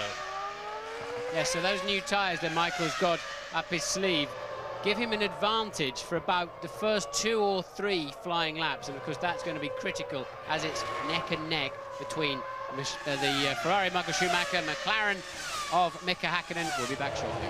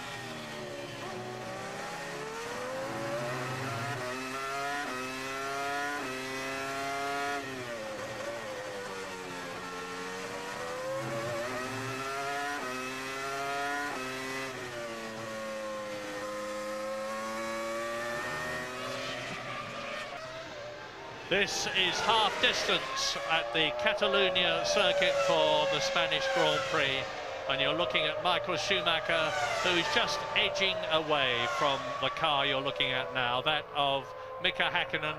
The gap has increased from about 1.8 seconds to 2.9 seconds. On his previous lap, Michael Schumacher, who's scything his way through traffic, was 0.7 of a second faster than Mika Häkkinen. That has improved the gap between the two of them. Rubens Barrichello is still there. It's looking very good for Ferrari again in this race. It's perhaps slightly early days to be talking about championship points in this race, but at the present moment, Ferrari are on 14 World Championship points in the Constructors' contest, compared with 6 for McLaren, because Häkkinen in second place is the only point scorer for the team at the moment. David Coulthard is down in 11th place, and he's got to gain another 5 places before he could be in the running for 1 World Championship point. Absolutely terrible luck for the Scotsman, who had driven so brilliantly in the first 4 races of the year. A win, 2 second places and a 3rd place on the podium in every race. And then he had that problem of not being able to get away on the line, as a result of which he had to start at the back of the grid, which shot himself in the foot very thoroughly indeed. Michael Schumacher now coming up to Tarso Marquez to lap him for the 2nd time. This is the 33rd lap, so if he keeps this up, he's going to be about 4 laps ahead of the Brazilian. And Marquez is soldiering on. He was the last to qualify. He is the last in the race. Let's hope he doesn't get in the way. He does not do so. And Michael Schumacher laps him, continues on his seemingly victorious way. Lap 33 out of 65, over half distance then. And Ferrari looking very good indeed. Williams BMW still looking good, in spite of the fact that Ralf Schumacher spun off earlier on. And Montoya is in that 4th place. BAR still on 2 World Championship points for Jacques Villeneuve, whose teammate Panis started in front of him but is now in 10th position compared with Villeneuve's 5th place, and the Jordan of Jarno Trulli is still in 6th position. And the remaining lot in the top 10 are Heidfeld 7th, Irvine Jaguar 8th, Raikkonen in the 2nd Sauber is 9th, so both the Saubers are in the top 9, and Olivier Panis is 10th. The next man down the track at the moment for Michael Schumacher is Coulthard, 11th place man, who's currently 75 seconds behind as he's trying to find his way through the pack, and he's going to find it harder now, is David Coulthard, because the runners in front of him, Panis, Raikkonen, Irvine, Heidfeld, they're albeit a second a lap slower, they're very fast cars, and they're going to be so difficult for him to overtake. In a way, if the leaders come through and push the pack around, it may give him a better chance to make up places, as ironic as it seems, if he may be lapped at the same time. Coulthard better be hoping, I suspect, that it's going to rain this afternoon before the race is finished. Louise. Get a word from Ralf Schumacher here. Ralf, I know Williams have had some problems with their electronics this weekend. Did that contribute to her accident, or was it just a simple mistake? No, I don't know yet. I mean, it's pretty early to say now. I mean, strange was I was totally straight. I touched the brakes, and all of a sudden the rear came out. So there was something quite strange. Well, rather I locked the rear simply, the rear brakes, or something else was wrong. We have to check that, because I wouldn't say that you usually spin at that position. Bit of a contrast to last weekend for the last race. I mean, these things happen. You know, it was a shame because I was in a relatively stable 4th position. I was catching up Barrichello again, so it was a shame, yeah. You have to be very phlegmatic in this business, Martin. Ralf Schumacher, a brilliant win for the first time in Italy 2 weeks ago. Off the circuit this time, and take the rough with the smooth. It's a 17-race championship, and you can jump and scream and shout all you like. It will not drag a Formula 1 car out of a gravel trap. We'll have to wait and see why he went off the road. And the remaining Jordan in the race of Trulli, and I don't understand Trulli. He has some kind of mindset in a race where he seems to pace himself. He doesn't seem to really thrash that car for all it's worth. And once again, he is now falling back through. Montoya and Villeneuve have cleared him, although he's keeping Villeneuve within his sights, and Trulli never seems to fully deliver his potential, Murray. No, you're absolutely right. There is Jacques Villeneuve, who, as I said in qualifying yesterday, has made a massive personal investment in terms of his money and his time and his ability in joining BAR, the new team, a couple of seasons ago. Dreadful first season in 1999, a better one last year. But things really haven't gone terribly well for Jacques Villeneuve. He's still to score a World Championship point this year. His highest position was 7th place in Brazil. And we're back again now looking at not Michael Schumacher in the lead, but the man who is 16 seconds behind him in the other Ferrari, Rubens Barrichello, who is 3rd in the World Championship behind championship leader Michael Schumacher and David Coulthard, who are still equally in the lead. It doesn't look as though they're going to be at the end of this race if Michael Schumacher keeps going the way he is on that potential 10 World Championship points, and David Coulthard not scoring any.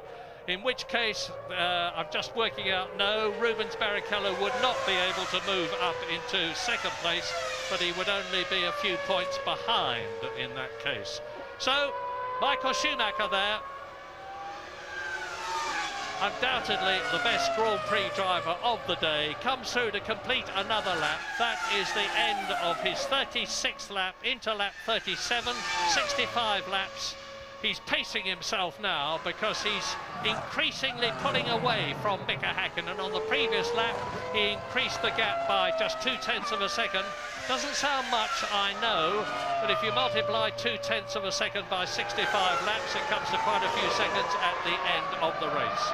And the car's working beautifully. Michael really not having to push too hard. You sense it's Häkkinen that's just about hanging on up front there, rather than Michael being under any kind of pressure, and that's why he's edging that 3.7 second lead he has now. He can be more confident in the back markers, and he can just look, he's hardly working at the steering wheel at all. Really, the car's working beautifully. You know, there was a media frenzy after the first 2 races of the year, which were commandingly won by Schumacher in the Ferrari, and the gist of their message was, oh, what a dull season it's going to be because Ferrari and Michael Schumacher are going to be unbeatable. Well, David Coulthard proved him wrong with that brilliant win in Brazil, and then his brother Ralph proved him wrong with that brilliant win at the San Marino Grand Prix in Italy. And then the media were saying, oh, it's all up for Ferrari, they're over the hill. Well, Michael Schumacher said yesterday, you can get things wrong, and they've got things wrong. We've had 1 or 2 problems in the last 2 races, but believe me, we've lost none of our ability, none of our speed, none of our togetherness. We've still got Ross Brawn, we've still got Rory Byrne, we've still got Paolo Martinelli, who is the engine man. We've still got our brilliant team manager, Jean Todt, and although he didn't say it, of course, they've still got Michael Schumacher. And those 5 men together make an absolutely brilliant partnership, and they're proving it in this race. Lap 38, 3.6 seconds ahead of Mika Häkkinen, as we look at Kimi Räikkönen, the Finn in the Sauber, the sensation of the year 2001, chasing Eddie Irvine's Jaguar in 8th position. The green Jaguar, the only one left in the race. De La Rosa, of course, out after that, coming together with Heinz-Harald Frentzen early in the race. They were the first 2 retirements. Bernoldi out in the Arrows, Ralf Schumacher out in the Williams, and on lap 38, Michael Schumacher leads Mika Häkkinen by 3.6 seconds, Rubens Barrichello by 18 seconds, Montoya by 45, Villeneuve by nearly 50, and Jarno Trulli by 52 seconds. Going for a break, we'll be back.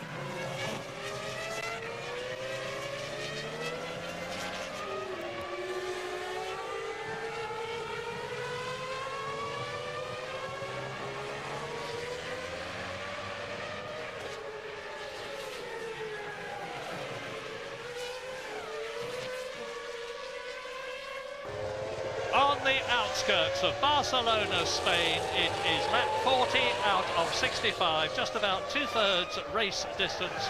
And still, Michael Schumacher, Ferrari, leads Mika Häkkinen, but by an increased margin. It is now 3.3 seconds, with Rubens Barrichello 20 seconds back from Schumacher in third position. Ferrari leads, McLaren second. Barrichello is in third place, still ahead of Juan Pablo Montoya's Williams BMW in fourth position. Jacques Villeneuve is fifth for BAR, looking as though he might score his first points of the season. Jarno Trulli is sixth for Jordan, making no impression at all on Villeneuve in front of him. And Nick Heidfeld is seventh. Now there is a battle going on further back, because David Coulthard is now 10th, having started 22nd and fought his way up through the field. There have been retirements, of course. Frentzen and De La Rosa collided. Bernoldi went off. Ralf Schumacher went off. There are 4 retirements, as a result of which there are 18 cars left in the race. Jenson Button has been lapped twice in the Benetton Renault and is 18th. And that is Mika Häkkinen. Yes, if you missed the start of the race, you'll need to know that David Coulthard stalled on the dummy grid, and then at the start of the race managed to trip over Bernoldi in turn 3 or 4, lost his front wing, so had to make a lengthy stop. So was running plumb last by some margin, and we don't know if it was a mistake or a technical problem of him on the line, but it certainly spoiled his afternoon. As you watch Trulli leaving the pits after taking on board 9.4 seconds worth of fuel. European Minardi there, can't see the driver, it must be Alonso, he's in the pit according to the computer. Martin, in this particular event, on this particular circuit, the traction control that we've heard so much about probably won't make all that much difference compared with somewhere like Monaco, for instance. I think it will make a big difference, Murray. I've been listening to how much traction control they're using through the corners. You can't hear it so much in turn 4. There's some smaller corners later in the lap where it's really banging and popping and spluttering. It sounds like a load of gravel in a 5-gallon drum being washed around. It's an awful sound and a crime to make a Formula 1 car sound like that, in my view. But I think they're leaning on it quite heavily. And it can be a killer for the engines, of course, because they're spinning at some 18,000 RPM. Yep. Yeah, absolutely. You heard Häkkinen's car spluttering there. Montoya in for his second scheduled stop of the afternoon. And Villeneuve. Villeneuve's in there as well, and they were 4th and 5th. And Montoya gets out, and Villeneuve is held and has failed to make any impression on the Williams BMW on that pit stop. And Mika Häkkinen is now over 4 seconds behind Michael Schumacher. I don't know whether we can learn anything from this in terms of the relative strengths of Ferrari and Schumacher and Häkkinen and McLaren. If we can, it is that Ferrari are marginally stronger, because Schumacher at the wheel is just steadily inching away and increasing that gap over the flying Finn, as he signs himself. Into the pits comes the Benetton, an adjustment of the front wing there. It's Giancarlo Fisichella revving the engine, 16th position, and I keep on saying this, but it's a bad race for Benetton. Not that they really expected anything else. They're down in 16th and 18th positions out of the 18 people who are in this race. Meantime, at Viry-Châtillon, on the outskirts of Paris, the Renault technicians at Renault Sport are working furiously to improve the horsepower of their V10 111-degree engine, and my goodness, they need to. And Ferrari, as you saw for yourselves, are getting ready to bring, I imagine, race leader Michael Schumacher in for his second stop, just about bang on target. Last year, Mika Häkkinen came on at lap 41 and lap 42. Here is Schumacher. Up goes the filler cap, and the refuellery just waits, and bang, a beautiful stop. Michael Schumacher stops millimetrically perfect so that the fuel filler can slot in. Brand new set of tyres again then for Michael, and that was the stop that cost him this race last year when they had the fuel problems and the lollipop went up too early, but no such problems for Michael this time around, and surely now, barring problems, and he's driving so easily and so smoothly anyway, I don't think he's near the limit at all yet of his performance this afternoon. Surely Michael Schumacher now has this race in the bag. Yeah, you can tell from the car language that Michael Schumacher is very well within his limits. He is on lap 44 now. Mika Häkkinen has gone through, of course, and there he is. He's coming up to Jacques Villeneuve, who is in 8th position in the VAR. So we're getting the second fuel stops now, just about absolutely bang on target. I was expecting them round about laps 23 and 41, and that's more or less when they have come in. And well, Mika clearing the BAR easily there, and just to add more pain to the Häkkinen camp, he's had a pretty difficult lap, just where he needs to be sprinting. He's caught a gaggle of cars as Button is in for his second stop of the afternoon. So Jenson Button then, and each time he comes in, they're having to stick the fuel flap filler down. That's what they were doing last time around with a bit of helicopter tape, and that's why they lost so much time. But there's Coulthard currently up in 7th place, but yet to stop again. Yeah, David Coulthard currently up into 7th place, and that is 1 place off a World Championship point as he closes up on the 6th place man, Juan Pablo Montoya. But as you rightly point out, Martin, as Barrichello comes in for his stop, David Coulthard has yet to do the same thing. Hear that engine racing in the background. Out he goes. Nice smooth one. Watch the filler. No, you didn't see it. But the filler cap over the main orifice closes automatically as the driver changes up into gear, into a higher gear. Out back onto the track goes Rubens Barrichello, looking good for 4 World Championship points, joining behind Giancarlo Fisichella and ahead of Luciano Berti, who is in 13th position. Here is Häkkinen, and it's lap 45 out of 65. And I say again, the retirements in the order that they left the race. Frentzen and De La Rosa, I put them together because they went out together. It was a collision. They're both perfectly okay, each blaming the other. Bernoldi out in the Arrows, Ralf Schumacher out in the Williams, and into a points place goes David Coulthard. But now he is in the pits. There he is. They've stopped Coulthard early. He was getting held up behind Montoya. So I think they've reversed the 2 McLarens around. Coulthard getting well out of shape 2 or 3 times into that corner. He's had a moment through this afternoon under braking, but I think they've decided to pit him early, so in a hope he can clear Montoya and get genuinely up into the points. Yeah, and in the past, the championship has been won by not 1 point, but by half a point. In 1984, Niki Lauda in the McLaren beat Alain Prost, his McLaren teammate at the Portuguese Grand Prix, to get the extra half point that was needed. And the reason that there'd only been half a point in it is that in the Monaco Grand Prix that year, the race distance was cut short, as a result of which only half points were awarded. And poor Alain Prost lost the World Championship by just half a point. He went on, of course, to win eventually in 1993 his 4th World Championship. Only one man in the history of Formula One has done better than that.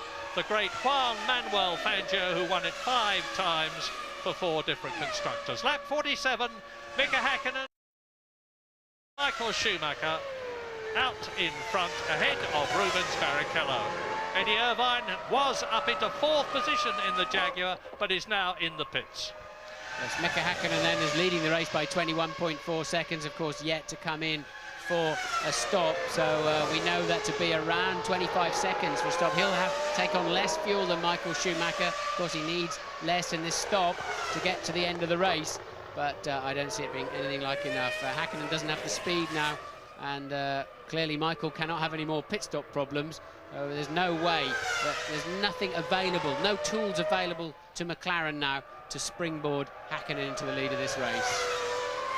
No, and it means that there's a lot of very hard work to do. How the fortunes can change in Formula One, because look at how dominant McLaren were in '98 and '99, with Ferrari, nevertheless, winning the Constructors' World Championship in 1999, which they repeated last year when Michael Schumacher took the Drivers' Championship for the 3rd time in his career, the first time for Ferrari. And now, without a doubt, Ferrari have got the edge over the great McLaren team. And P1 goes out the board to Mika Häkkinen. He knows he's in the lead, but he also knows he's got to come in. And he also knows that Michael Schumacher has already done so. The lead now is just a whisker under 23 seconds. Mika Häkkinen leading the Spanish Grand Prix on lap 48. Not entirely sure I understand McLaren's philosophy this afternoon, in that clearly Mika Häkkinen is always going 3 to 4 laps longer than Michael Schumacher, therefore carrying more fuel, a heavier car almost all afternoon. And I really don't see how that could pay off, especially as the tyre degradation here is enormous, and a new set of tyres is always going to keep Michael somewhere in the lap time window that he needed to be in. So still wondering maybe if they could have short-filled Häkkinen in the middle sector of the race and tried to bring him into play, as it were. Well, remember what I said earlier on when I was talking to Jim in the studio? Is it going to rain? Yes, it is, I said, but maybe it won't. Well, it hasn't. It's still as dry as a bone here. The clouds are still as black as ever overhead, but they've yet to discharge any of their cargo. It was a beautiful day on Thursday when we came here. It was excellent on Friday, the first day of practicing. It was excellent yesterday for practicing and qualifying. It's been dull today, but it's still dry. Mika then going a long way on this stint, having been talking about how much fuel he's got on board. He really had a lot of fuel on board. He's now into the 49th lap. His lead is up to 23.5 seconds now, so a critical stage here. And that's Barrichello with a problem, is it? Yeah, looks like it. I wondered if there was anything significant. You saw Adrian Newey there in the black cap and the McLaren uniform, who is the team's designer, talking to Pat Fry, who is the top man on the strategy side. I think that's got a broken suspension, Murray, broken right rear suspension. That's why his left front's in the air. That's not a puncture. We think he's been off, but whether it's cause or effect, I don't know. I suspect suspension failure would be a cause, and that'll be a great worry for Ferrari. Mika Häkkinen, meanwhile, having just said they've got no tools to get him in front, is on a bit of a charge. Has he got enough fuel? Can he go far enough to close up what was a 4.7-second gap before Michael Schumacher pitted, James? Yeah, we shouldn't get too distracted by this Barrichello thing, because significant as it is that he's gone off, as you say, Martin, it's now 24.6 seconds, this gap from Häkkinen to Schumacher. You were saying you didn't quite understand their strategy, the strategy of the McLaren team.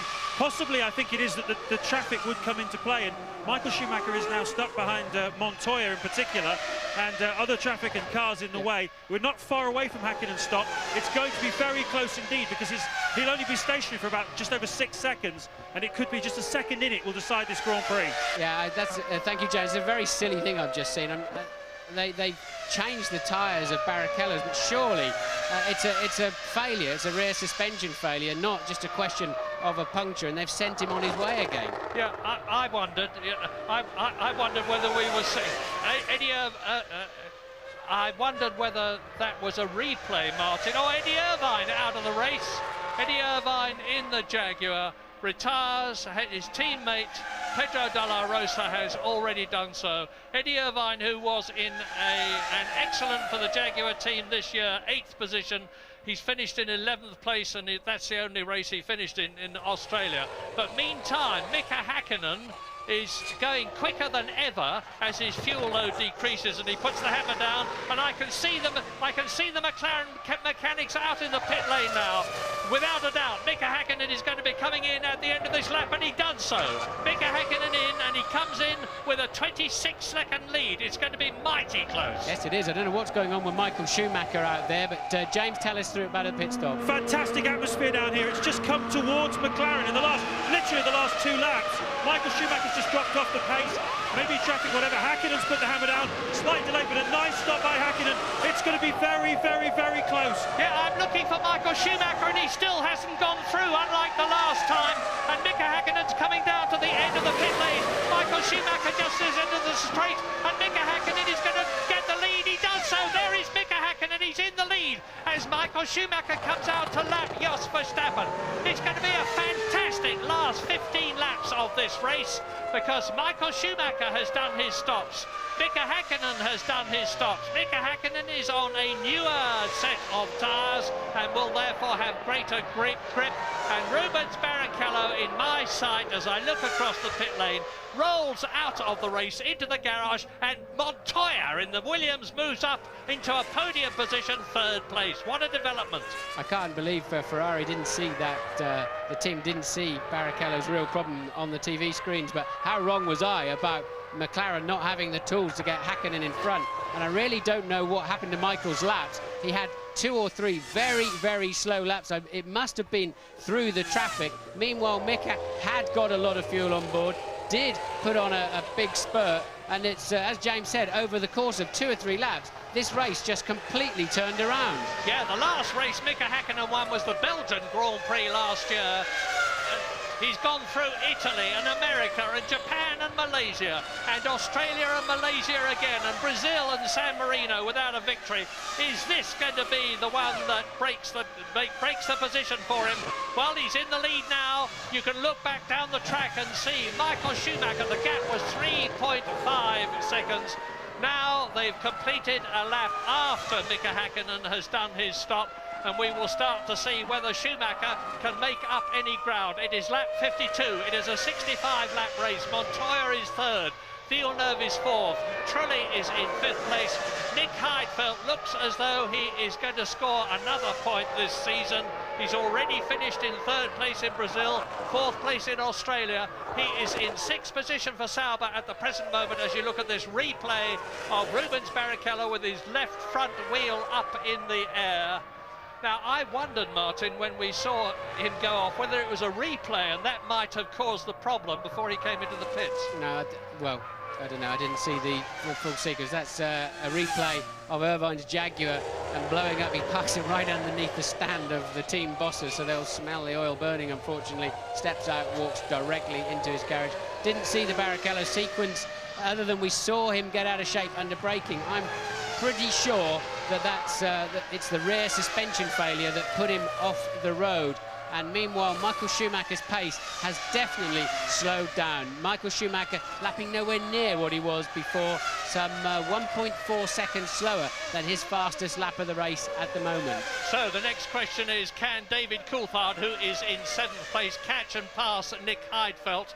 He's lapping about 1 second a lap faster than the German, but he's 6 seconds behind him. It could well be that David Coulthard will be in the pits. We're leaving Spain, but as ever, we will be returning.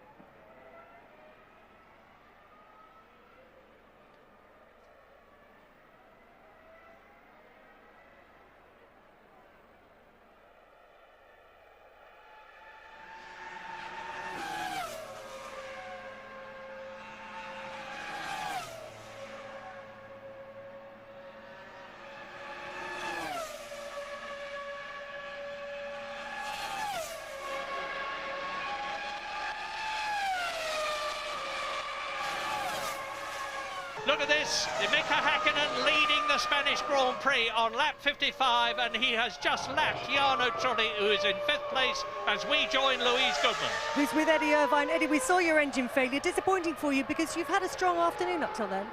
Yeah, it was as good a race as we could have done, really. We're just too slow, you know, really. If you qualify 13th at this place where you're limited on strategy and overtaking's impossible, to do well is pretty difficult. We had a great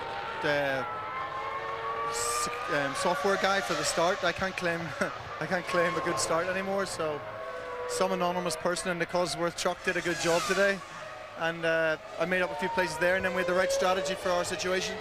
We just need to make the car quicker so we qualify closer to the front, and then we can do something. Thanks, Eddie. And to cheer everybody up at the Catalunya circuit, the sun has broken through. You are seeing sunshine on the tarmac now, especially in the start and finish area, which Mika Häkkinen is approaching to go through and complete his 55th lap into lap 56 in the 65 lap race, leading Michael Schumacher by an increased margin of nearly 7 seconds. That is Montoya, who is 3rd, 3 seconds ahead of Villeneuve. Michael Schumacher then now some 2.5 to 3 seconds a lap slower than his new lap record of a 1:21.1 earlier in the race. So at a crucial stage, just around the pit stop area, Schumacher's got a problem. I can only speculate maybe the team have told him to slow down a bit because we've seen his teammate Barrichello have a suspected suspension failure. And quite clearly, Michael all of a sudden is on a cruise. I can't see any problem with his car, can't hear any particular problems. I was looking at the tyres, wondered if he'd picked up some blisters with those very fresh tyres, pushing them hard. His tyres look absolutely fine too, so we don't know what Michael's problem is, but it's surely lost him this race. Well, you're looking at Juan Pablo Montoya, who in his 5th Formula One Grand Prix of his career looks as though he's not only going to finish the race, but in the process finish on the podium in 3rd position and score 4 World Championship points, the first points of his career.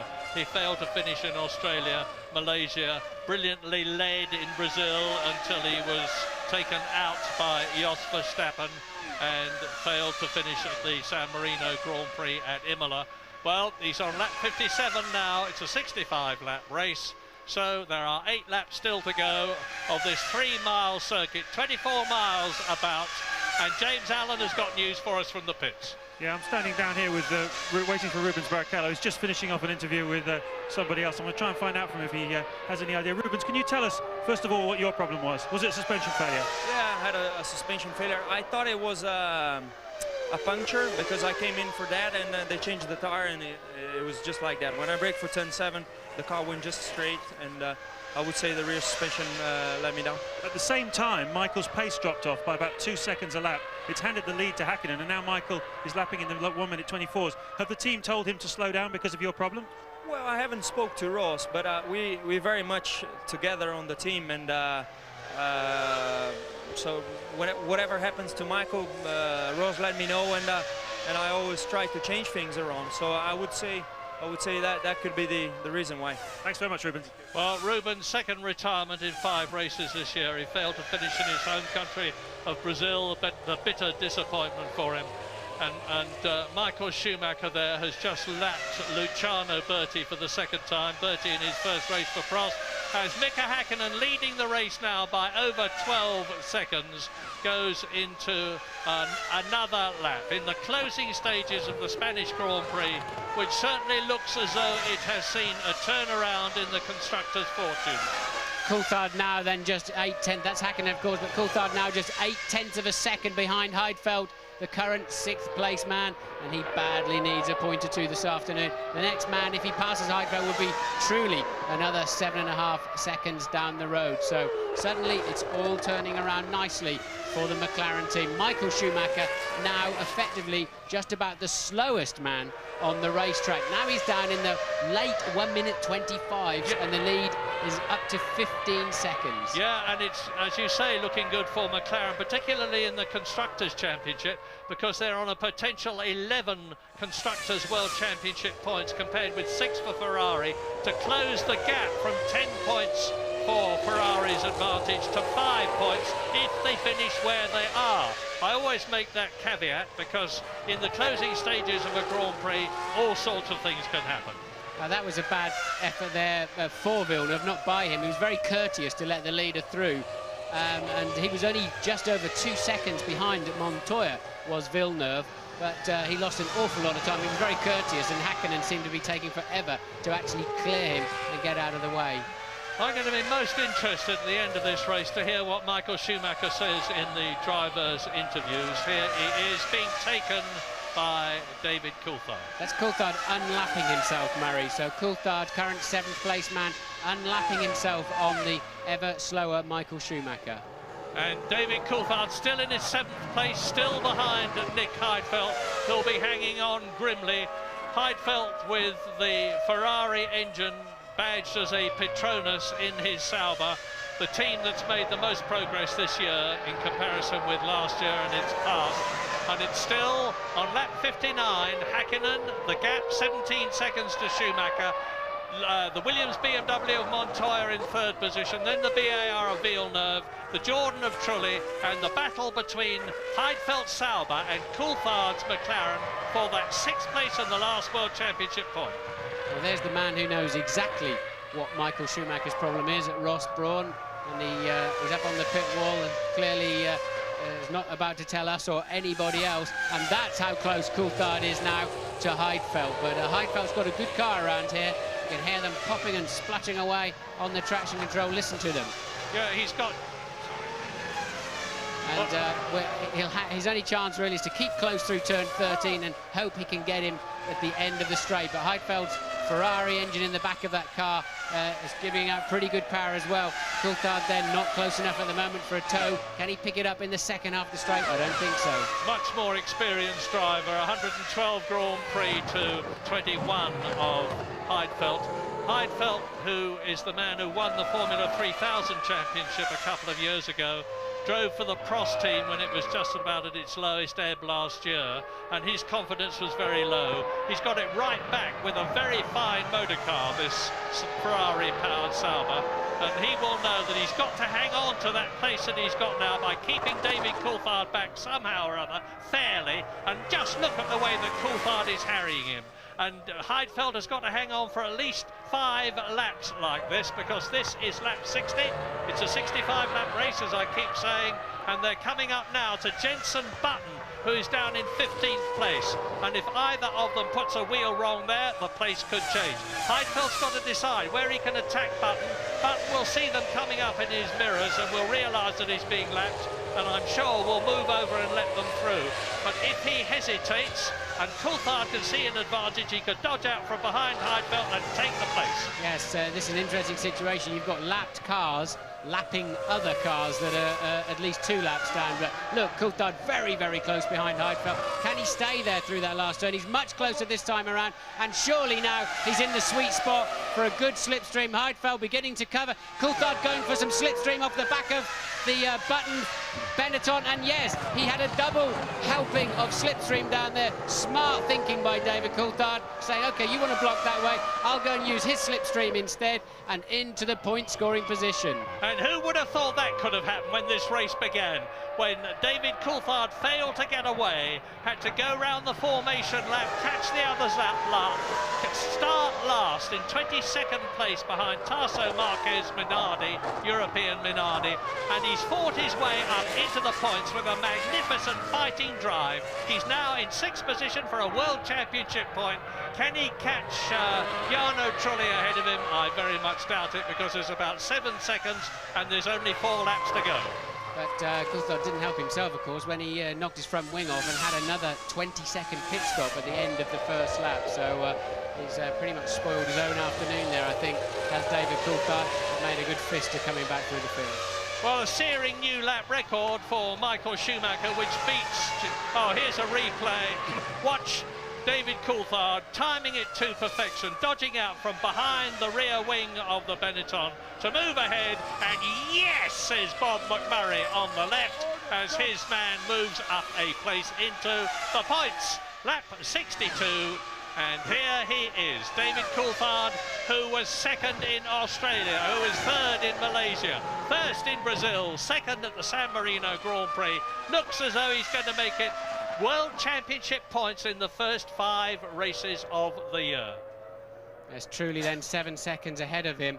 And this, amazingly, is Mika Häkkinen about to lap third-place man Montoya in the BMW Williams. So Häkkinen then will have lapped everybody except Michael Schumacher, who's now a full 28 seconds behind him. Yeah, Mika Häkkinen very, very relaxed and chatty and cheerful this year.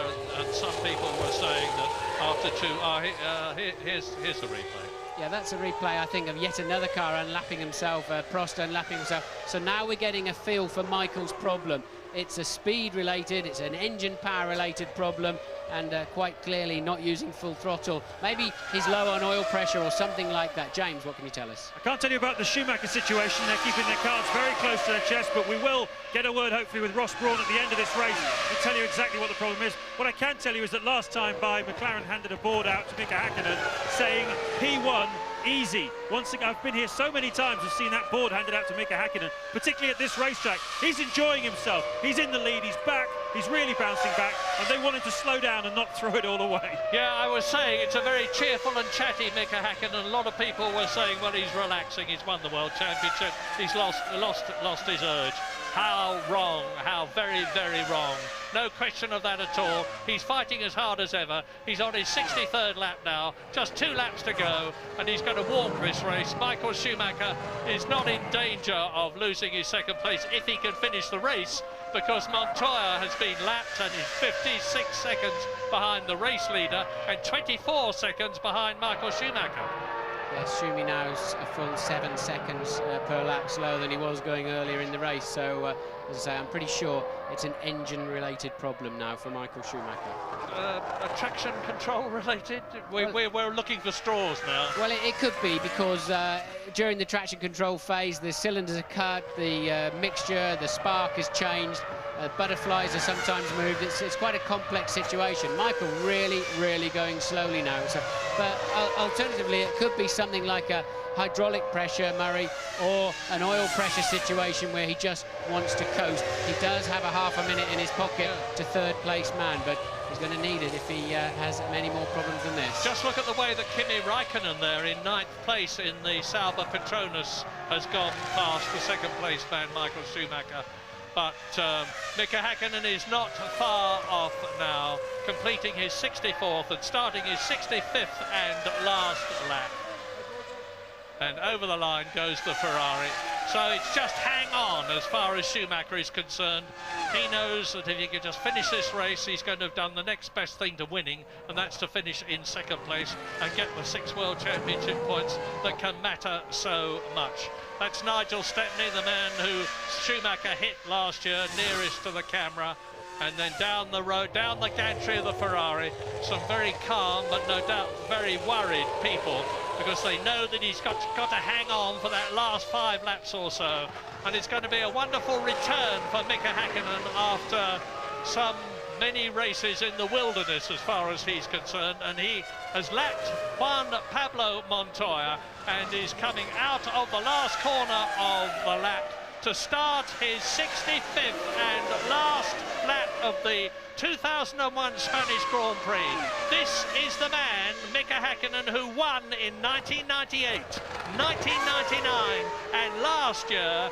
If he can just do this last 2.5 miles or so, he is going to have won this race 4 years in He's succession. he's slowing down, Murray. I thought I heard it rattling as it came past the pits last time. Mika Häkkinen is slowing right down. Is he out of fuel? Oh, this could be absolutely fantastic. He's got to finish this last lap. Meantime, Michael Schumacher at reduced speed will be closing up on him, and there is Schumacher starting his last lap as Mika Häkkinen tours.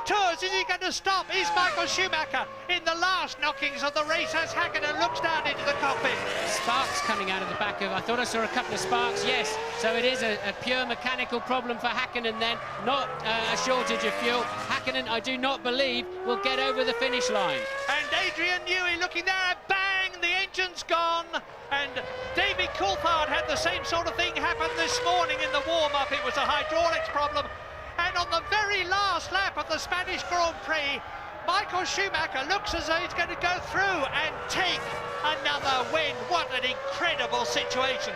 It would be his third, and Mika Häkkinen has pulled off. Michael Schumacher has just got to get there. He goes into the lead. Wow, my goodness, an incredible finish. Mika Häkkinen had got the race in his pocket, only to be denied it. And look, this looks like a repeat of his situation at the Italian Grand Prix at Monza. He's going to get out of the car. No, no, no. Mika Häkkinen waves to the crowd. This sort of thing happens in motor racing, and it has happened to him, and he has taken it magnificently. Michael Schumacher doing something I've never seen him do before. Wave to the crowd, and Michael Schumacher wins in Spain for the third time to increase his World Championship lead. What an unbelievable finish. Martin. I'm just wondering if Häkkinen can still score some points. Remember, he'd lapped everybody up to third place man. Some of those will be able to recover that lap. Where will Mika Häkkinen still be able to finish? It was the final lap of the race, and still waving at the crowd. We're waiting then for Montoya. He surely will finish second. Yes, Montoya will have unlapped himself. So second place man then Montoya, and I'm sure Villeneuve, Trulli, and probably Coulthard can all come through too. Häkkinen may score no points whatsoever. Good news for Michelin. I've talked about the Bridgestone-Michelin battle on the tyre front, and Juan Pablo Montoya takes second position, his first podium place for Williams and BMW. Over the line goes Villeneuve third, Jarno Trulli is fourth. David Coulthard has got 2 World Championship points by finishing in 5th position. And Mika Häkkinen does not score a point because Nick Heidfeld takes 6th place in the Sauber. Yes, Häkkinen was 2 laps ahead of everybody from Verstappen in 12th place backwards. And of course, Michael then trailing so far behind. Michael was not going to clear the line and prevent others from finishing the race by winning it at speed. So Michael limping home to another Grand Prix victory. Yeah, what a lovely bloke Mika Häkkinen is. He's taken that bitter reverse of his fortune stoically, almost humorously, certainly very good-heartedly and good-naturedly. Helmet off, waves to the crowd, smiles at them. He will live to fight another day. But bad news for Mika Häkkinen because he failed to finish in Australia, he failed to finish in Brazil, he's failed to finish here in Spain, and James Allen has news. Well, I'm down here with Ross Brawn. You've just been talking with Michael on the radio. What were you saying? Well, we were a bit mystified during the race because it was going so well up until the middle. I knew they were going to come in around lap 50, but our prediction showed we should have been okay because the laps Michael was able to do in the middle of the race would have been more than enough. But he had a terrible problem with the third set of tyres, a very bad vibration, and he just couldn't respond. So it was our lucky day today. You can say that again. I mean, that last lap was just unbelievable. I bet you thought that wasn't going to happen. Well, I've been there before. Gerhard lost Hockenheim in the Benetton in the last couple of laps. The engine blew up. I mean, until you get over the line, it's not finished. And I heard Mika go past sounding very bad. So I couldn't believe it, no, but you take it when it comes. You can't be born good, be born lucky, Ross. Well, what does that picture in the background remind you of? It reminds me of Nigel Mansell driving the Williams with the great Ayrton Senna sitting on the side pod being transported home after he had retired from the British Grand Prix. But this time it's David Coulthard who finished a brilliant 5th, having started 22nd, taking his teammate Mika Häkkinen, who lost the lead on the very last lap to the man you are looking at, Michael Schumacher, a brilliant victor. Yes, ironically, as I said, Michael's lack of pace at the end and enabled many of those people, we saw them all unlapping themselves, allowed them to carry on and finish the full quota of laps, and it cost Häkkinen because he actually finished the race 9th, albeit on the side of the road. And well, what a change of fortunes. It all looked so easy for Ferrari, didn't it? And all of a sudden I remember us saying, wow, it's turning in McLaren's favour here. And just at the last moment, there's 2 sick McLaren drivers there. Coulthard got 2 points, but he knows he could easily have won this race now. His car's run faultlessly, and Hakkinen, of course, had it in the bag with under 3 miles to go. And there he is, new boy, Juan Pablo Montoya finishes second. Michael Schumacher leads the World Championship now on his own from David Coulthard by 6 points, 36 to 28. Rubens Barrichello is still in 3rd position, and Ralf Schumacher is still in 4th place. And Nick Heidfeld in 5th position, but Jarno Trulli moves up to 6th place ahead of his teammate Heinz-Harald Frentzen, as slightly bemused, I think, Michael Schumacher talks to Herbie Blasch about his reverse of fortunes on the last lap of the Spanish Grand Prix, and Mika Hakkinen is transported not the way he had hoped, but nevertheless on wheels and not having to walk in. And you can see some very, very happy fans there. The Spanish Grand Prix, after one of the most amazing reversals of fortune I have seen for a very long time, won by Michael Schumacher, laughing his head off, talking to Sean and Lacey. The top 6 places: Schumacher, Montoya, Villeneuve, Ferrari, Williams, BMW, BAR. A good finish for Jacques Villeneuve, and those were his first points of the year. In 4th position, the Jordan of Jarno Trulli. David Coulthard gets those 2 World Championship points, and both the McLarens finish in the points for the Constructors' Championship to close the gap on the leaders Ferrari, and Nick Heidfeld takes 6th place. Yes, Hakkinen didn't finish in the points, of course, Murray, but Coulthard with a couple of consolation points. And well, Mika just seems actually pretty happy with life, doesn't he? He put a good show on today, really his first strong, properly strong Mika Hakkinen style race of the year. And I'm just surprised, though, that he's not a little bit more gutted, I think is the word I was expecting to have to use when we saw him take his crash helmet off. Really nice to see the good fellowship that exists between them, and hats off to Mika Hakkinen for taking it so very, very well. So I think King Juan Carlos will almost certainly be presenting the trophy to the race victor, Michael Schumacher. The King of Spain is a very keen motor racing enthusiast. I remember earlier on in this programme we showed him presenting the trophy to James Hunt in 1976. It is indeed going to be His Majesty that presents the trophy, and the winning constructor will get his trophy from Marc de Petter. And I wonder who's going to turn out for Ferrari to take the Constructors' Trophy. Will it be Ross Brawn? Will it be Jean Todt, who is the team manager? Ferrari now lead the Constructors' Championship still, of course, by, and I was surprised to see this because my mental arithmetic said it was going to be much better, from McLaren. 50 points for Ferrari, 32 for McLaren. Onto the top step of the podium goes Michael Schumacher. Jacques Villeneuve on the right, up there for the first time for a very long time, and Montoya up there for the first time ever.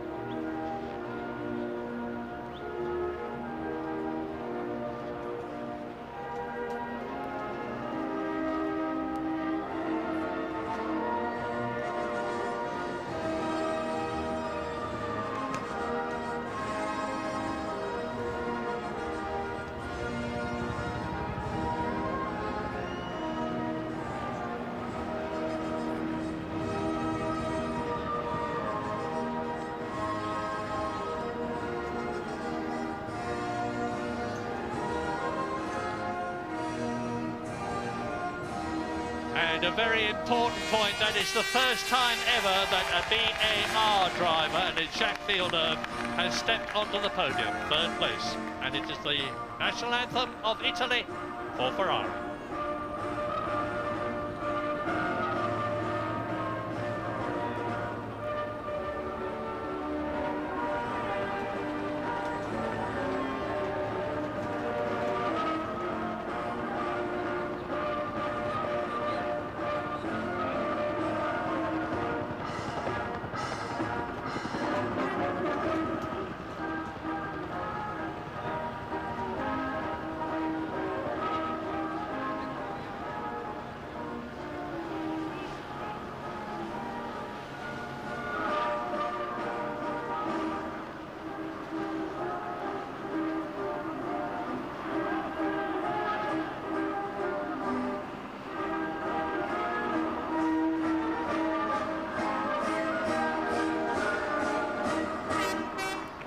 Michael Schumacher's 47th World Championship victory. The man who's won the most ever, Alain Prost, 51. Michael Schumacher is getting closer and closer to being the all-time great in terms of victories. He's now scored 714 World Championship points, 84 behind the record of Alain Prost, as he lifts a magnificent trophy, knowing that that other record could soon, in the comparatively near future, fall to him too. Michael Schumacher wins in Spain. A new boy on the podium as you watch the broken McLaren of Mika Häkkinen being recovered. The new boy, the smiling Colombian on the left, Juan Pablo Montoya. We're surely going to see him up there many more times in the future. And welcome back to the French-Canadian Jacques Villeneuve, the world champion of 1997, scoring those first ever points for the BAR team. Jarno Trulli, well, Jordan up there, and David Coulthard scores those World Championship points, 2 of them vital points for McLaren, and Nick Heidfeld, another great point for Sauber. Champagne time, they're going to get wet, but they will be very happy to do that. It's been in a magnificent cause. Ferrari has won, Williams BMW second, BAR third. That's the first time we've had a result like that. Thank you very much indeed, Murray. No rain then, but high drama in Barça. We will be reflecting the Spanish Grand Prix when you rejoin us. Martin Brundle will be up here in the studio with myself and Tony Jardine. We're going to hear from Ron Dennis, from Mika Häkkinen, from those three in the press conference as well. We hope to snatch a word with David Coulthard too, plus our competition. De prijs van Spanje wint. Nou, eerst maar even de uitslag op kaart. Maar komt dat zo meteen wel? Dan kan het in één moeite door. Montoya als beste Michelin-rijder op de tweede plaats achter Michael Schumacher. En dan Villeneuve, Trulli, Coulthard, Heidfeld. Coulthard toch nog 2 WK-punten. Begon als 22e aan de race. Heidfeld 1 puntje voor Sauber. Dan Panis net buiten de punten. Räikkönen 8e. Häkkinen toch nog als 9e geclasseerd op 1 ronde van de winnaar. De onfortuinlijke Mika Häkkinen. Wat een pech had die man in de laatste ronde. Dan gaan we op zoek naar de naam van Jos Verstappen. En die vinden we daar op de 12e plaats. Op 2 ronden van de winnaar Michael Schumacher. Achter Luciano Burti. En voor Fernando Alonso. Maar in elk geval heeft Jos de race weer eens uitgereden. En dat is in ieder geval wat. Daarmee hebben ze toch weer kostbare informatie vergaard voor de komende races. Dit zijn de uitvallers. Het begon met Frenzen de La Rosa. Toen Bernoldi, Ralf Schumacher. Vervolgens Irvine en Barrichello.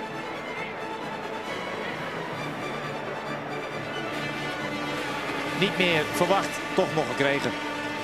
De overwinning in de grote prijs van Spanje.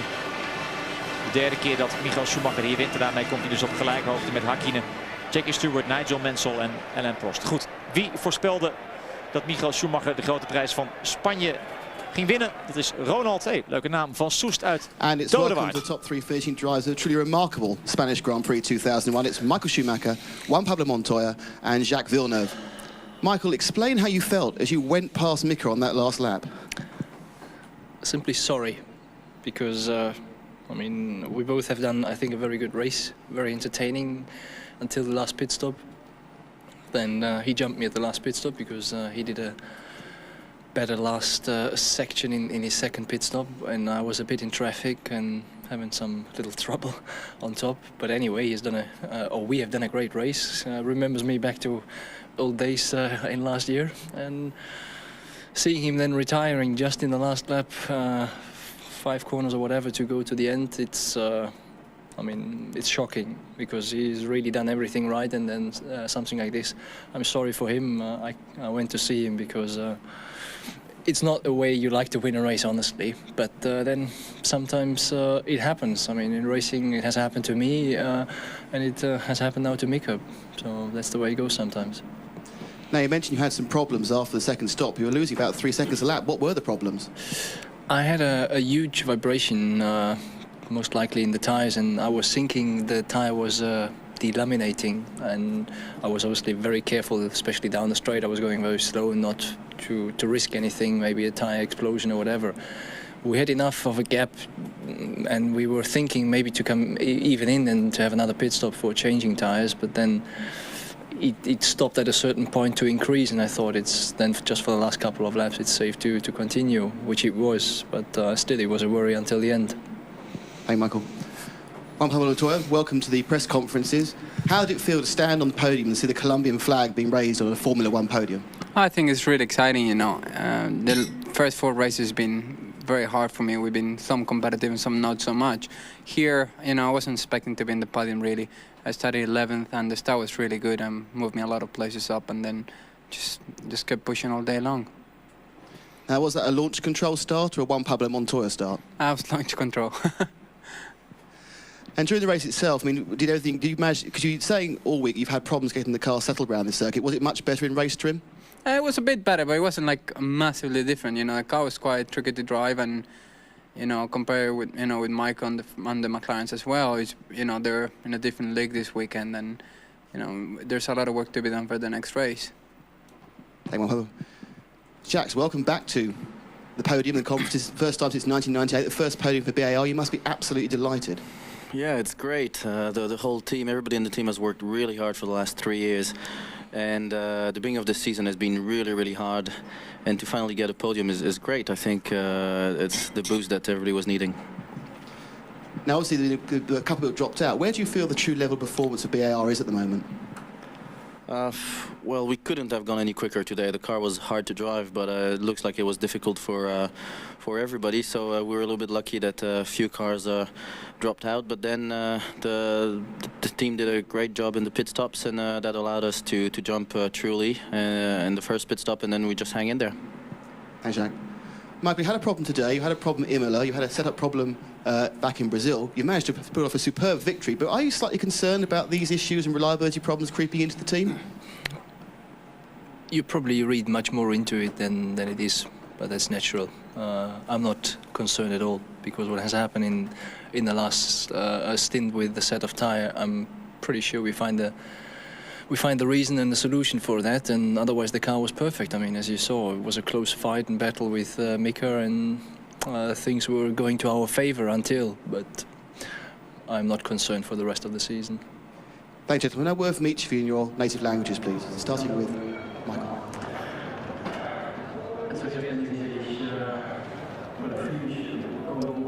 Wat voelde Michael Schumacher toen hij Mika Häkkinen voorbij rijdt in de laatste ronde en daar Mika Häkkinen langs de baan zag staan? Ja, het speet hem zeer. Hij zegt maar, het is mij ook wel eens overkomen in het verleden. En ja, het overkomt elke rijder wel een keer in zijn loopbaan. En helaas was het vandaag het geval voor Mika Häkkinen. Hij vond ook dat hij meteen naar hem toe moest gaan om hem in ieder geval eventjes de hand te schudden. En hem te zeggen dat hij liever niet zo had willen winnen. En dat eigenlijk Häkkinen de zege verdiende. Maar zo kan het dus soms gaan. En vandaag pakte het dus uiteindelijk toch goed uit voor Michael Schumacher. Die toch wel ja, wat bange momenten doormaakte in zijn Ferrari. Want het zat helemaal niet goed met die laatste set banden. Ze overwogen zelfs nog even een 4e pitstop. Die marge hadden ze, maar de laatste paar ronden ging het toch weer wat beter. En was dat niet meer nodig. En toen toch nog de volle buit gepakt.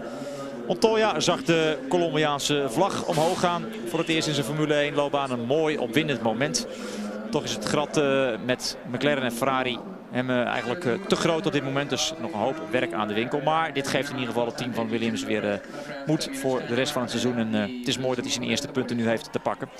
Ja, en Villeneuve, eindelijk een podiumklassering met BAR. Daar hebben ze het toch allemaal voor gedaan sinds ze 3 jaar geleden in de Formule 1 kwamen. En eindelijk is dan het harde werk beloond.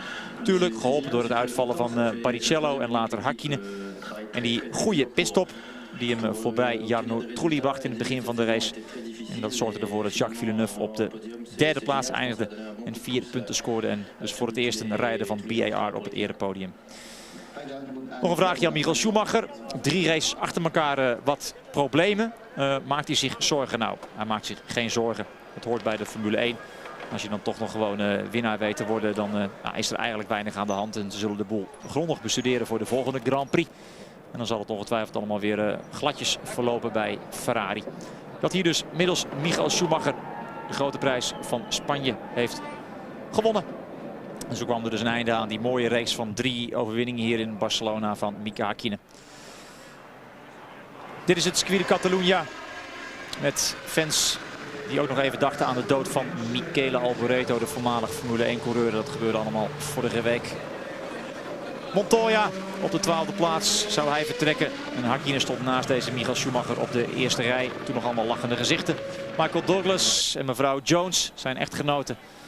Als aandachtig toeschouwer. En dan het handje omhoog bij Coulthard. Die heeft een probleem. Komt niet weg in de opwarmronde. Moet achteraan starten. Dan blijft Frenzen staan. Die komt dan nog wel weg. Maar ja, dan is iedereen er al voorbij. Een hele goede start van Verstappen. Pakt meteen 5 plaatsen. Dan zien we ook dat Schumacher de leiding behoudt. Dat Ralf Schumacher even opschuift naar de derde plaats. Maar dan weer wordt ingehaald door Rubens Barrichello. Kijk, daar heeft Barrichello Ralf Schumacher te pakken. Verstappen klimt dan naar de 12e plaats. En hier raken Pernoldi en Coulthard elkaar. Coulthard moet dan binnenkomen voor een nieuwe voorvleugel. Want die hangt onder zijn McLaren. Dat is niet handig. Hier het moment dat Frenzen en De La Rosa elkaar tegenkomen. Touché. Daar vliegt Frenzen eruit. En dan is het ook nog De La Rosa die niet verder kan. En dan balen ze bij het team van Jordan. Die zijn daar getuigen van in de pits. Schumacher aan de leiding voor Mika Hakkinen. Weinig aan de hand dus op dat moment voor Ferrari. En zo ziet zo'n computer eruit. Daar beschikken wij ook over. Patrick Head ziet dat op dat moment dus Ralf Schumacher op de derde plaats ligt. En Montoya 6e. Maar daar glijdt Ralf Schumacher van de baan af. Komt even naast de baan terecht. Dan is het afgelopen voor de winnaar van de grote prijs van San Marino. Kan niet altijd feest zijn. Mooi moment. Pitstop. Montoya met Trulli. En Montoya komt als eerste de baan weer op. En dan is Trulli geklopt. Later moet Trulli Villeneuve ook nog voor laten gaan. Want Villeneuve zijn pitstop ook wat beter plant.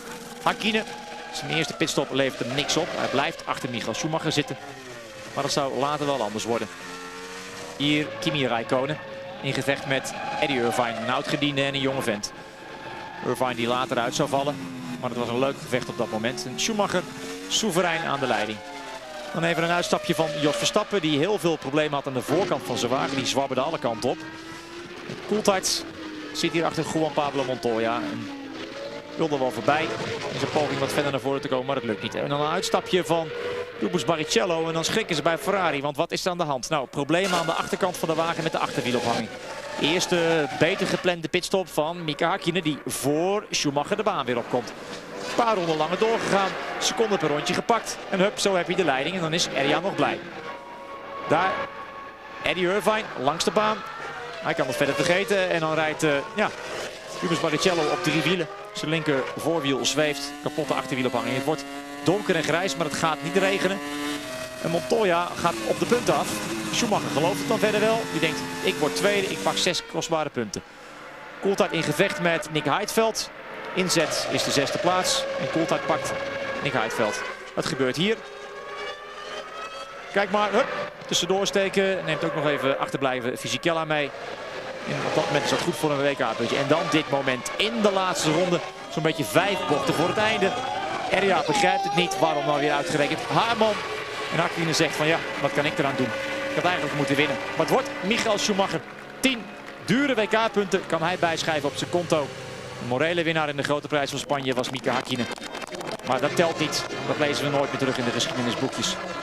Nog even een mooi gebaar van Michael Schumacher. Die dan het feestje kan gaan vieren op het podium met Montoya, de nummer 2. En Jacques Villeneuve, de nummer 3.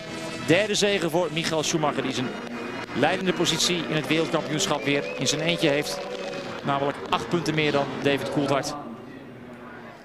En dat was het verhaal van de grote prijs van Spanje. Over 2 weken zien we elkaar terug. Dat zal zijn in de grote prijs van Oostenrijk. En dan is Tommy er ook weer bij. Nog even de stand in het wereldkampioenschap. U kunt het zelf thuis nog even op uw gemak bekijken hoe iedereen ervoor staat. Tot volgende week. Ik zeg tot over 2 weken. Ik kan niet wachten. Sit down and watch the video. Yeah. Well, now we've got some stuff, we need to really get.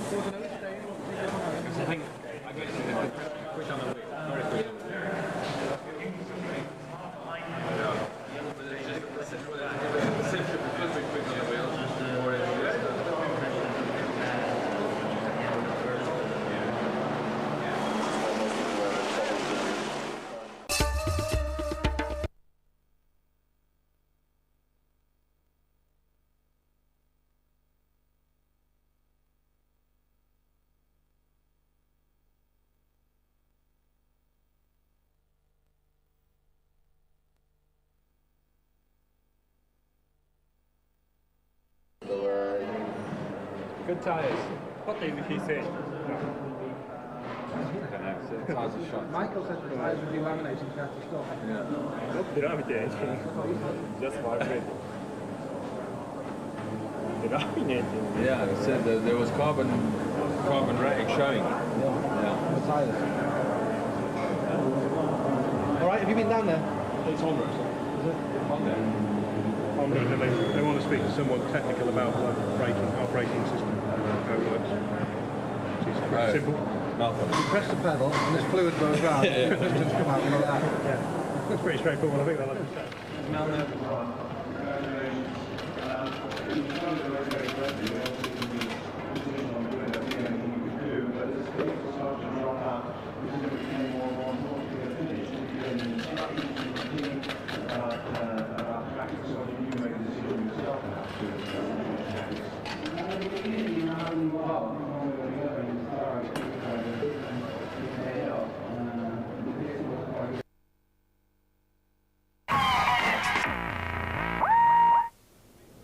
Incredible finish here to the Spanish Grand Prix in Barcelona. Mika Häkkinen looked to have the race in the bag, and then along came Schumacher on the very last lap to win again in Spain. Okay, confirmation of the result for you first of all. Michael Schumacher, 10 out of 10. Juan Pablo Montoya, the Colombian, up there on the podium for the first time in the Williams. Villeneuve, an excellent result for the British-American racing team. 4 points for third place there. Trulli, did a spot of powerboat racing with him before the race, didn't we? In fourth place, David Coulthard, a really brave drive from Coulthard, starting right at the back of the grid, but still getting a couple of championship points. And Sauber continuing to do pretty well this season. Nick Heidfeld making his point. And this is how it looks now. There's a gap. It was level pegging at the top. It is now 8 points, the gap between David Coulthard and the reigning world champion Michael Schumacher. Rubens Barrichello staying third. Ralf Schumacher, a non-scorer today, in fourth. Heidfeld improving a little bit with 8 points, and Jarno Trulli 7 for Jordan now.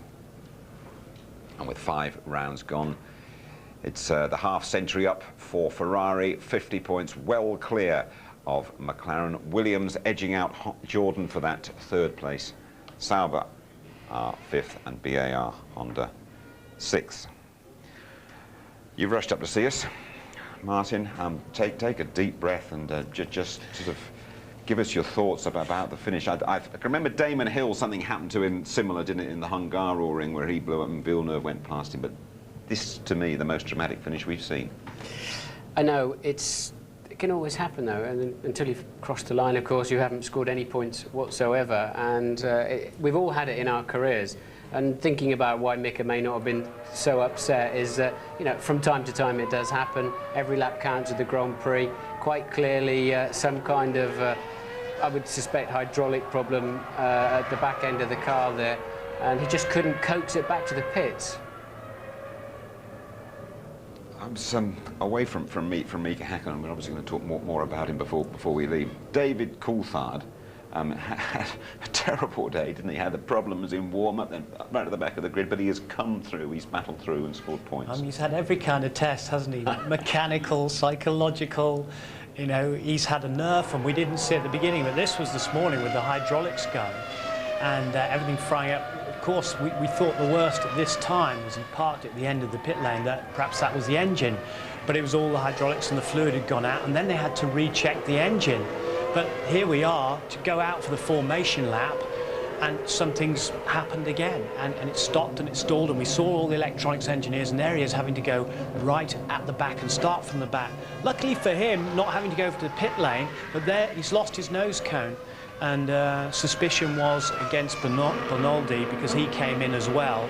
So he had to come in and have the nose cone fitted, which is a long job, and you have to be very precise with the mechanics to get the thing back on. And he's got 2 very valuable World Championship points, and he's still just 8 points behind Michael Schumacher. So that, as Murray said, that could be very, very important come the tally at the end of the year. It's an interesting scenario, isn't it, within that team, and we've been saying perhaps David Coulthard is #1, Häkkinen has been #1, but there's still terrific camaraderie between the two of them, Martin.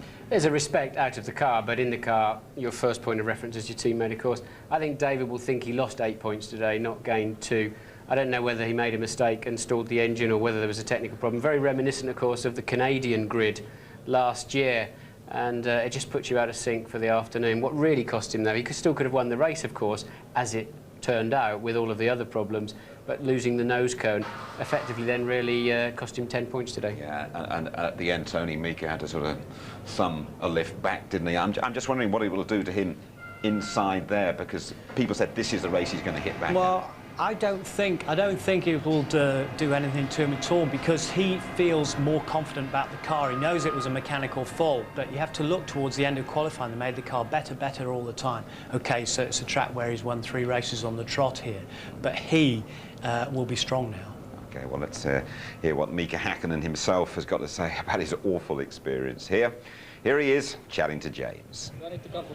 Very, very quickly, I've got to ask you, you must be absolutely mortified by that. You've been in racing a long time, but the last lap, 3 miles to go, how do you feel? Yeah, definitely. It's super disappointing. I mean, God damn it, you know. Jesus, you know. Could it be fantastic, fantastic finish for me here, you know.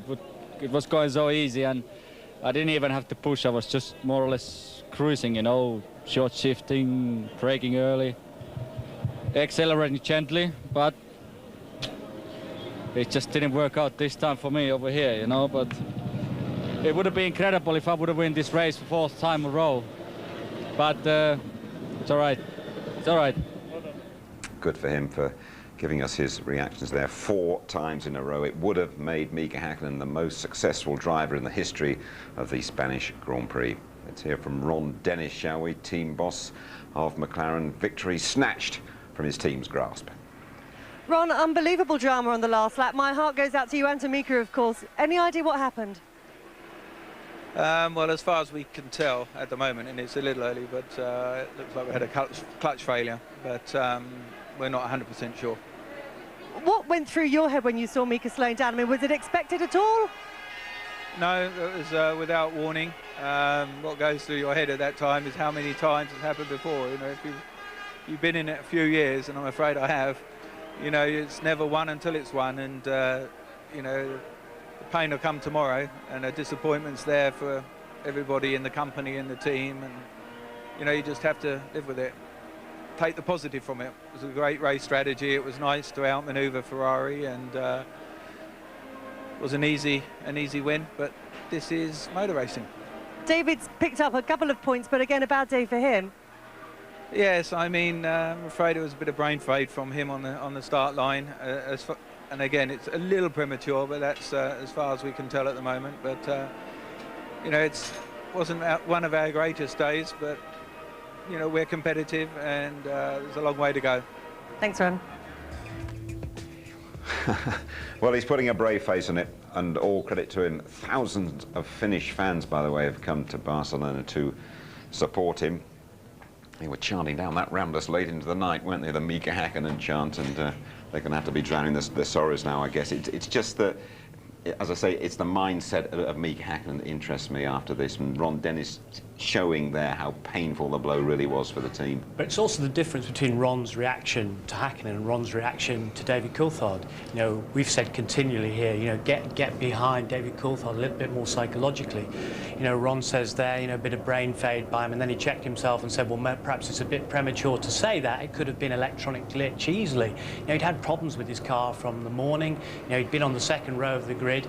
I think they should get behind him equally, not just with the equipment, but up there as well. Come on to his side of the garage every now and again. You always see Ron and Adrian Newey on Häkkinen's side of the grid. He knows he's got all that strong psychological support from them mentally as well as technologically. Okay, Tony, thank you very much indeed. We hope to be having a word with David Coulthard before we leave you. But now let's go down to the press conference, shall we? Where the top 3 in the Spanish Grand Prix are waiting to talk to us. Michael, to jump truly in the first pit stop, and then we just hang in there. Well, Martin, he won here in 97. He was the world champion. Seems to change his look, the way he looks. Hair changes, beard changes, but good to see him back up there. He had a solid drive, didn't he, all day? We didn't mention much about him. It wasn't spectacular, and as Jack magnanimously pointed out, he actually was a bit lucky in a way. He's had better drives than that, better days, and when he could have raced to the podium. But nonetheless, well deserved. They kept the car going, solid drive from him, and he was keeping Montoya on his toes as well. Juan Pablo Montoya. I mean, Ralf Schumacher won for Williams last time out. Montoya on the podium this time. Terrific for them. He's a great racer. He's not a great qualifier yet. He's got one heck of a lot to learn in that department. But he's got a lot of fans here. His girlfriend's Spanish. You've seen a lot of Colombian flags being waved around. And just at the bottom of the podium there was his father looking up and sort of giving him the big applause. I mean, so it's a big moment for him. He's concealing a lot there. But to go from 0 to suddenly get 6 points is amazing, because he was actually a bit fed up after Imola, because before qualifying he'd only done 4 laps in the dry. And then suddenly, you know, he was chucked into the race. So, great racer. Not using traction control? Well, you know, what happened, when he said that he used launch control on the start, you know, there's all sorts of different systems and there's different ways of achieving it. But what BMW were very worried about was blowing up engines as they did on Friday. And that unit was immediately sent back to Munich to be checked out. They were so worried about detonating them today because of traction control. So it takes everything to the limit. OK, Tony, thank you very much indeed. We're still hoping that David Coulthard will talk to us before we leave you. There is that competition to come as well. We will be right back.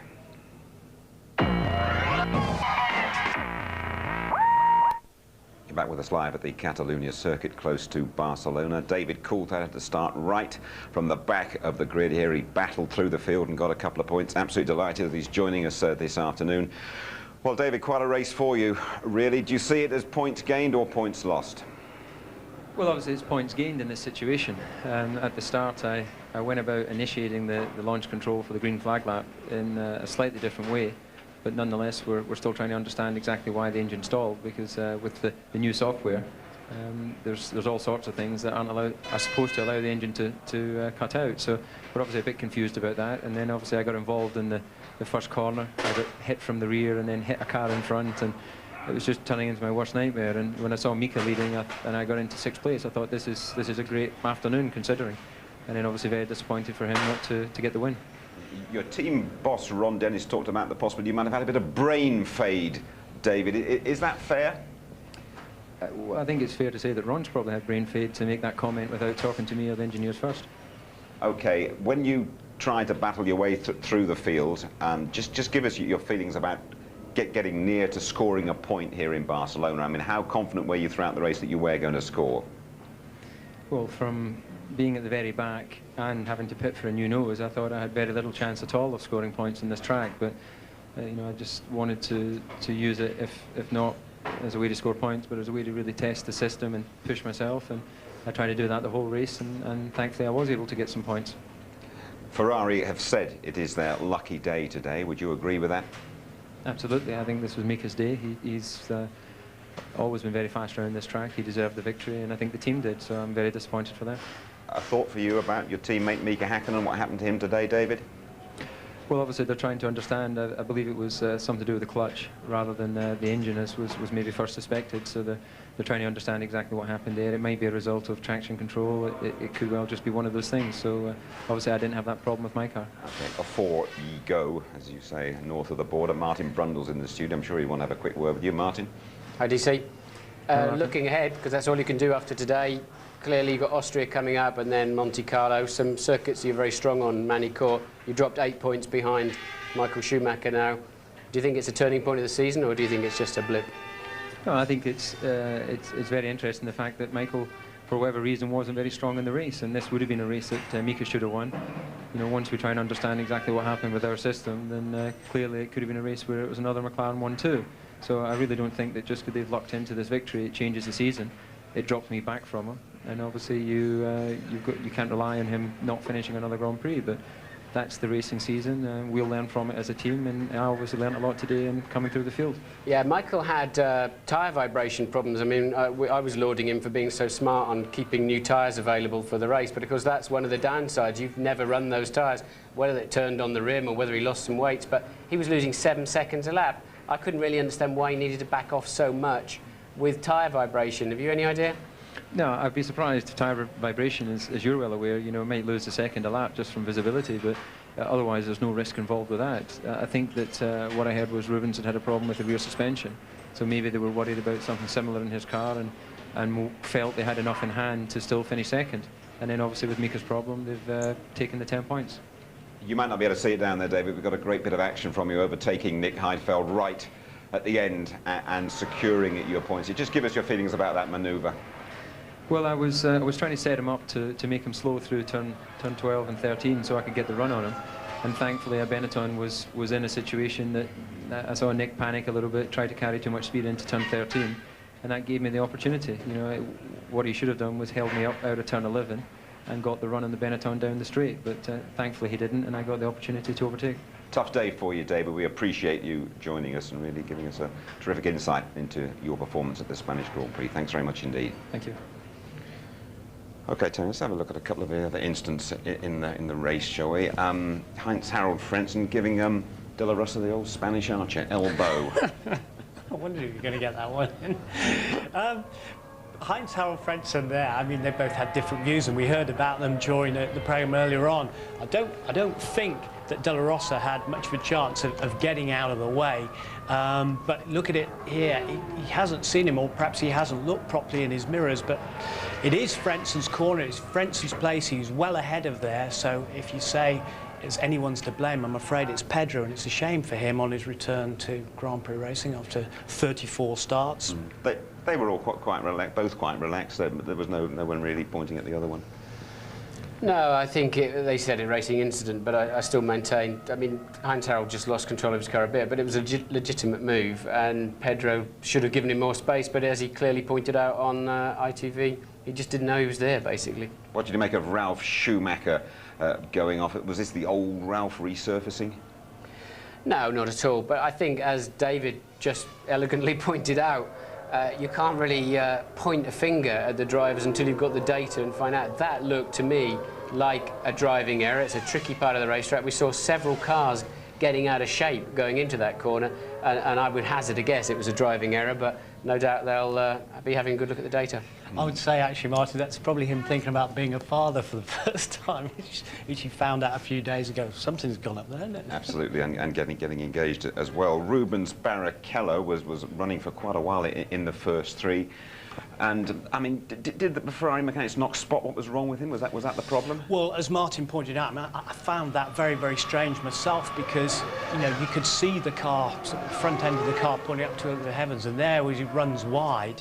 Now, damage to the suspension may have occurred in there. There it is. There's the left front poking up into the air. But he's talking on the radio all the time, and they should have been watching the screens in the garage. They changed the wheel, they sent him out. Clearly wasn't going to go any further, and he came back in and retired. But I think there's something in this, as Martin was saying, more than just the vibration. I think they were worried about the suspension. It could have been from heat. You know, it could have been from traction control. So much more vibration from traction control systems as well. Okay, just sum it all up for us finally, Martin, you. Well, thrilling race can sometimes be a bit tedious here, can't it? But it was a cat and mouse in the beginning. Both drivers, really. I mean, Häkkinen put a stint in, and we just at a crucial moment, it was Michael who started to fade away. We didn't spot it at first, and I'm still confused about his vibration problems. Why didn't he call in for a new set of tyres? He had best part of a minute in hand over Montoya behind him, so a bit surprised at that one. They ran a lot of heat. It was a suspension problem that gave him the problem in Imola as well for Michael Schumacher, so a bit of a problem there showing up for Ferrari. Thanks, Martin. Now our competition. We're combining top-class European football with a visit to the Monaco Grand Prix. It's a once-in-a-lifetime chance to attend two of the world's greatest sporting events. The UEFA Champions League final, then the Monaco Grand Prix. It all starts on the 23rd of May with the climax of the European season at Milan's San Siro Stadium. Then on to Monte Carlo for the weekend with full hospitality for qualifying and the race. And two lucky winners will get a pair of tickets to both. What a week it's going to be. All you have to do is answer this simple question. Who was the last Englishman to win the Monaco Grand Prix? Was it A, Johnny Herbert, B, Nigel Mansell, or C, Graham Hill? A, Herbert, B, Mansell, C, Graham Hill.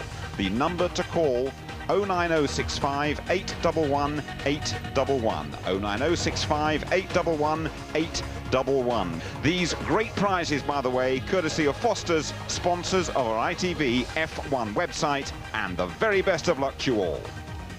Nice mix of football and motor racing there. ITV Sport has some more exciting developments in the pipeline. Apart from solo football. More from us here in Spain in our highlight show tonight, just after midnight. It's repeated as always, ITV2, 7 o'clock tomorrow night. Next stop for us is Austria on FA Cup final day. Qualifying just before midday, the build-up to the race starting at 12:30 on the Sunday, and the highlights for you, as always, just before midnight on the Sunday evening. Well, there we are then. Michael Schumacher wins. With 188 miles gone, it looked as though Mika Häkkinen was going to win here again. Ferrari accept. This was their lucky day. From the whole team, bye-bye.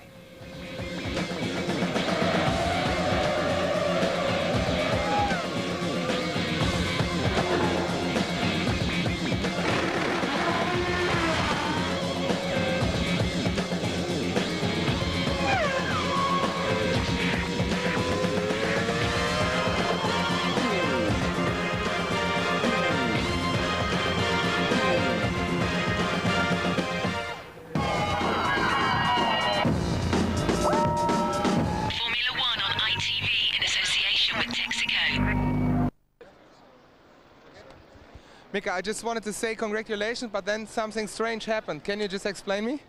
Don't know exactly at what really broke in the car, but you know, just lost the drive from the gearbox. So I was accelerating out of the corners and it did not want to accelerate anymore. And I suppose then you guys saw the smoke already coming out. So don't know the failure yet of what happened, but we guys have to go back now and look at it what it is. Otherwise, how did you like this race from yourself? In general, it was fantastic. It was good racing all the way. We had a great speed in the car. The car was getting better and better all the way through the race, so I was very confident. I think it would be good to get the punch bag in a motorhome, something where I can hit a couple of times to relax. Obviously, you can imagine I'm very disappointed. Not only for myself, but disappointed for the team also. You know, it would be great to achieve these results. Disappointed for the mechanics and the team. You know, it's a shame. You know, it's really a bummer. You know, it would be great to win this. So we just have to go for next one and try to get that one. You know, but we have seen an impressive Mika Häkkinen. So you are back at the championship. Well, you know, I'm just doing my job, and I try to achieve and give the best results for the team and the partners of the team and the mechanics and everybody. You know, try to get the great result. I'm gonna push all the way through to the end. See what happens. Thank you. Thanks, guys. Okay, so David's here now. Just 10 seconds, guys. Okay. Just doing Mika. Sorry about this, everybody. Doesn't happen to me very often. I get the chance to keep people waiting.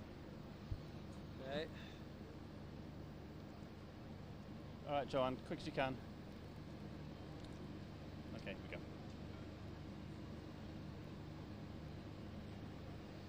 Yeah, David Coulthard joining us live. Where do we start this afternoon? It was an incredible afternoon for you.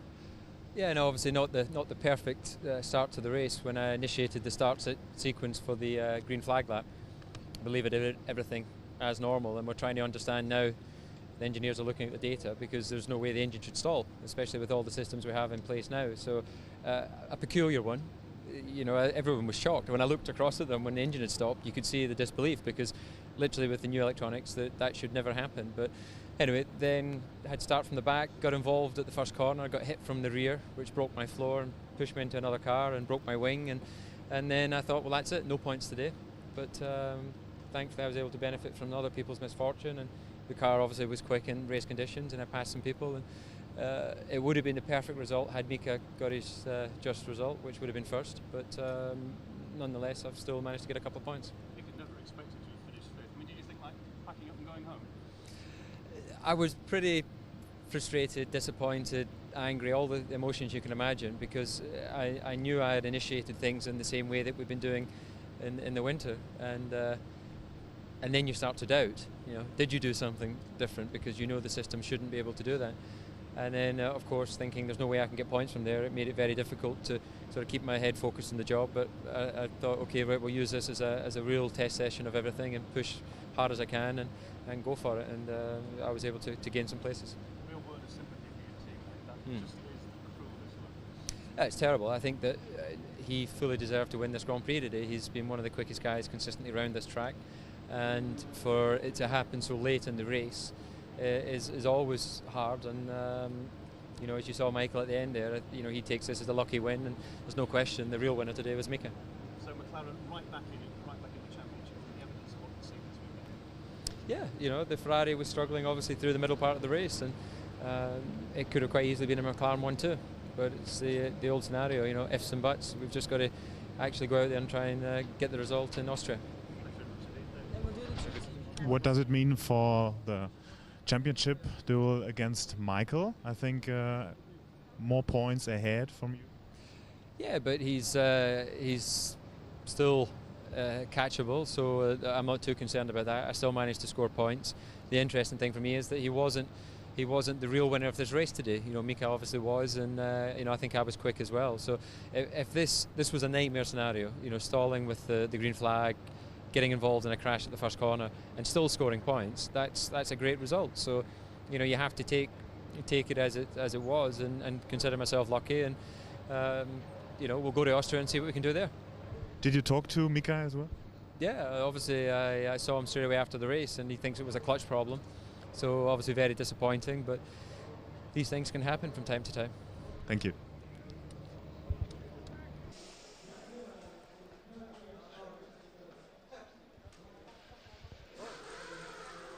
Jean Todt, Ross Brawn, all together? Together? Together? Jean Todt, Ross Brawn. Finally, it was a deserved victory. So what happened till the second pit stop with Mika Häkkinen when Michael was slowing a little bit down? Was there a problem? I mean, we had a problem with Rubens. Michael had probably a problem with a third set of tires, and I mean, we just asked him to keep this position. Ross, how was the heartbeat in the last laps? Yeah, a little bit. I mean, the race was going great until the second pit stop, and for whatever reason, the third set of tyres were no good at all. And Michael really struggled and was reporting a very big vibration. That's why he slowed up at the end, because we were scared something was going wrong. So I was really pleased with the way the car was in the race. It was consistent and everything was going fine. Then when we discovered Rubens had a problem, we told Michael to back off even more. So a bit fortunate, but we take our luck when we can. Ferrari and McLaren was in a world on their own. How is that from race to race? Well, I don't think Michelin are very competitive here, so Williams didn't join the party today, but I'm sure where they are, then they'll be in there as well. But McLaren have come back very well after the start of the season. And it's going to be a tough championship now. Last question, did you receive a letter from the FIA? About? I heard there was something from the FIA was given to your manager, to Stefano Domenicali. Something we have to worry about? I know, unfortunately Rubens speeded in the pit lane. When he came in with the suspension problem, he went too fast on the speed limit, so that was all. Okay, thanks. First finish and immediately on the podium. How do you do that? Pretty lucky, isn't it? No, not lucky. It proves that you know the job. Oh, thanks. You know, I think it's been really good. To be honest, I was a bit surprised. You know, when the race got on and I passed Jarno and then Ralph spun off and everything was looking quite good. And suddenly, you know, I started saving the tires a little bit, and Jack started catching me, and they said, you know, pick up the pace. As soon as I pick up the pace, you know, something happened to Rubens, and, you know, your P3 push. I'm like... A suspension problem with Rubens. Yeah, I couldn't believe it. I'm like, just... 3 years of hard work, and then the result comes. Yeah, that's great. It was a very important podium for the whole team, for Honda also. First in this, they came back to F1, and it was important to get there because the guys have been working really, really hard since '99, and even this season has started with a lot of troubles. It's been very difficult to accept, a lot of stress, and now that we got this podium under our belt, hopefully we can work better.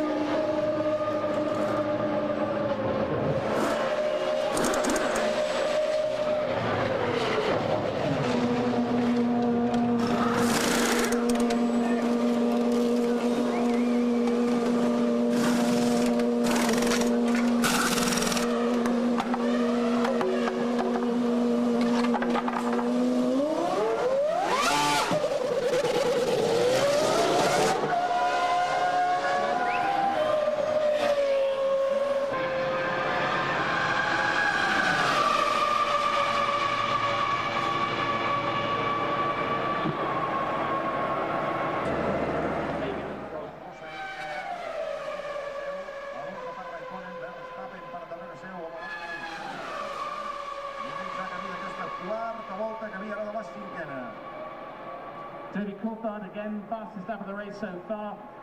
Olivier Panis now trying to overtake Eddie Irvine for 9th place, got alongside, but had to drop back. Michael Schumacher coming up to complete lap 5. The gap between himself and Hakkinen last time was 1.6. Similar gap back from Hakkinen to 3rd place Barry Kello.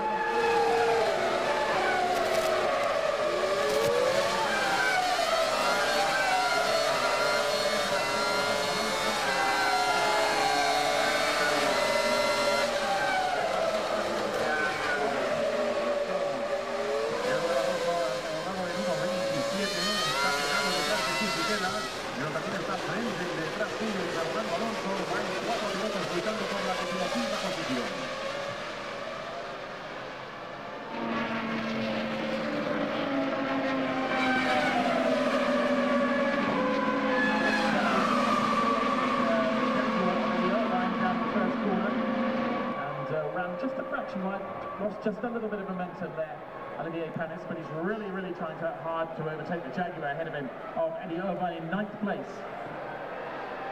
Animals dos Ferraris ja.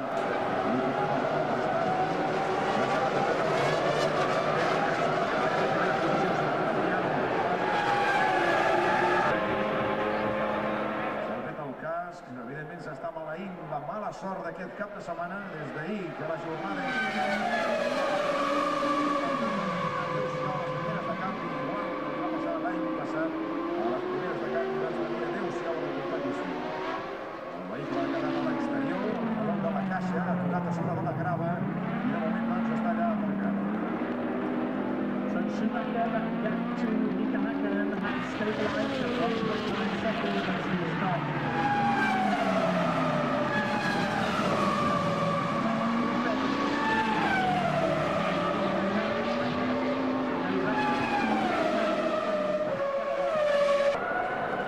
Pas bon. Et on a le petit fou.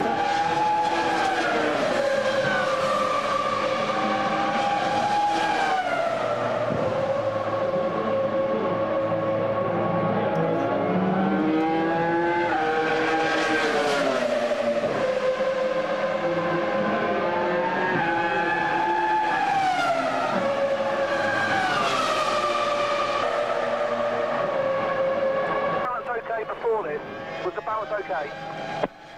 Oh, it was very understeer. Very understeer.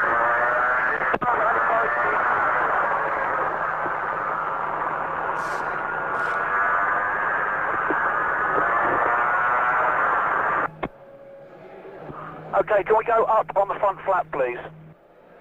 Up. One hole, front flap, should be maximum. Try 2.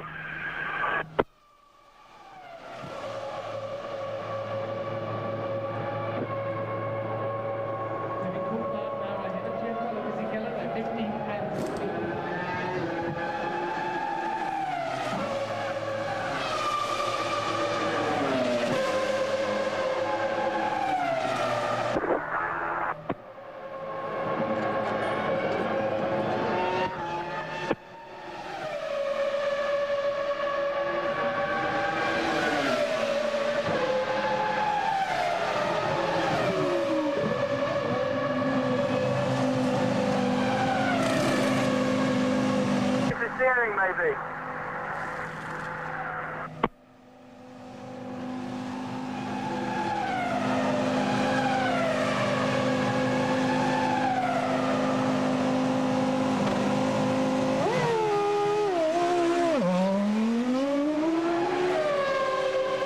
Okay, mate, we're gonna check these tyres over. I'll give you a little bit more front flap. We'll check these tyres over and get back to you.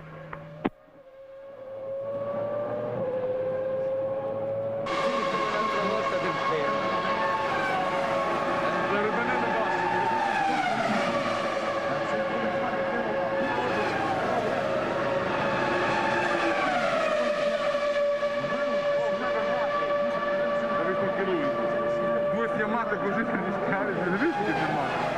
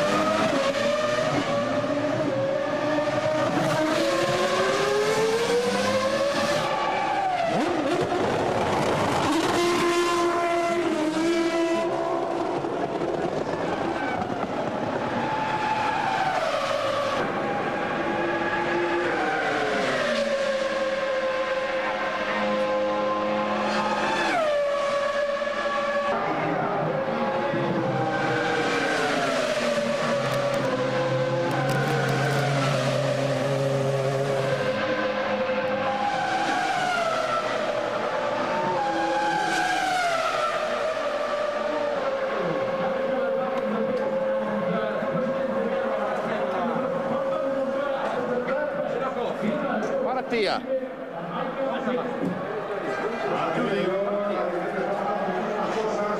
Ciao bello.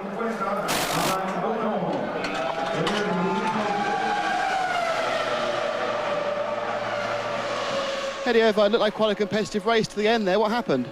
I think we ran out of oil. We have an oil leak somewhere, and ran out of oil. Lots of battles. Do you enjoy it? No, because the battles are going the wrong way. People were pressurising me. I prefer it the other way around, but I don't think we could have done a better race for what we had. We just need to make the car quicker. And launch control worked? Sorry? Launch control worked? It was very good. Yeah, the guy, whoever did the launch control strategy did a very good start today. Thanks very much.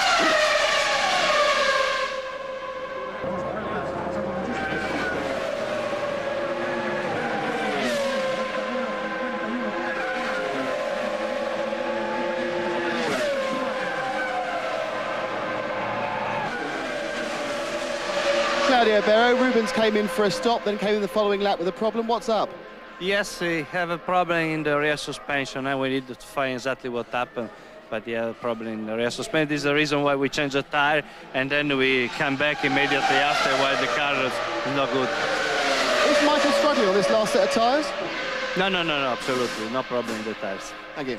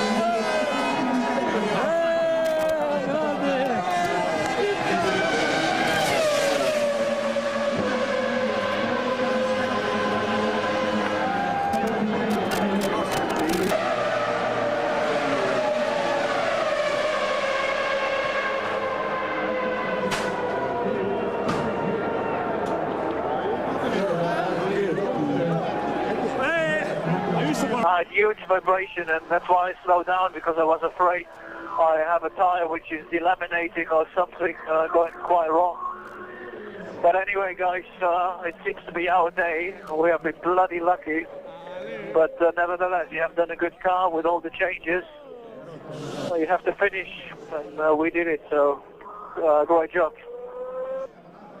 Yeah, well done again, Michael. See you back at the pits.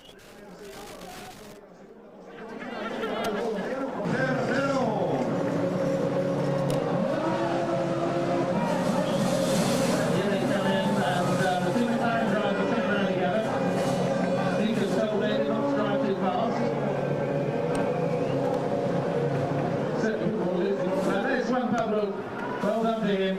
Jack Villeneuve in third place. This is quite a roster we're going to have.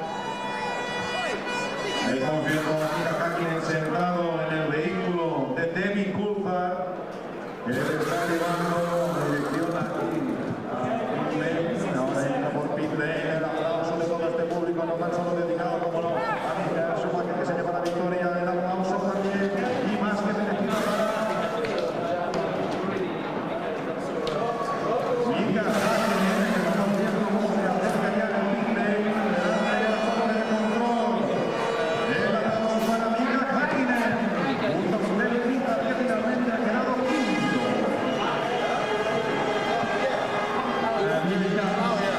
When I backed up a little bit, this guy catching me really good. Thanks very much to the chauffeur.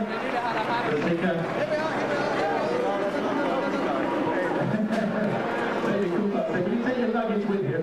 Chuck your healthy gloves. Well, what bad luck for Mika. What bad luck.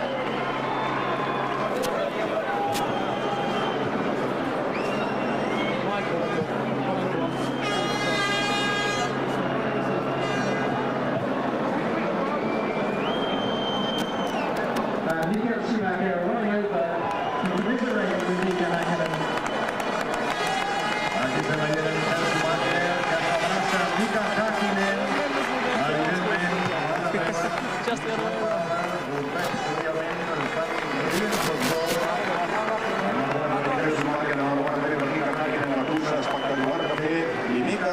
Y Michael Schumacher, que se apaga por podio. All right. So Mika Schumacher coming up to the 10th.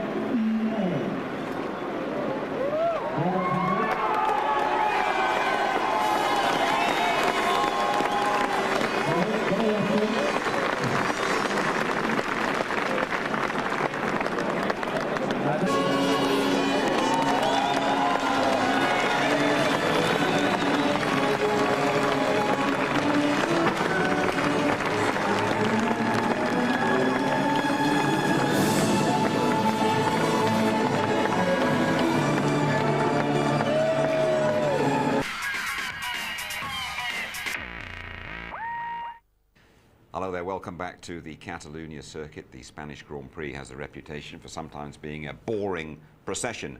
Not this time though, a real twist in the tail, allowing the world champion Michael Schumacher to win the motor race. That's the way it goes. I remember, I think it was 93 in Monte Carlo. I was leading the race by a good amount of time, and I had to retire in first position. That's the way, unfortunately, racing can sometimes be. I feel very sorry for Mika. He's done a great job and great race. It was a good fight, good battle.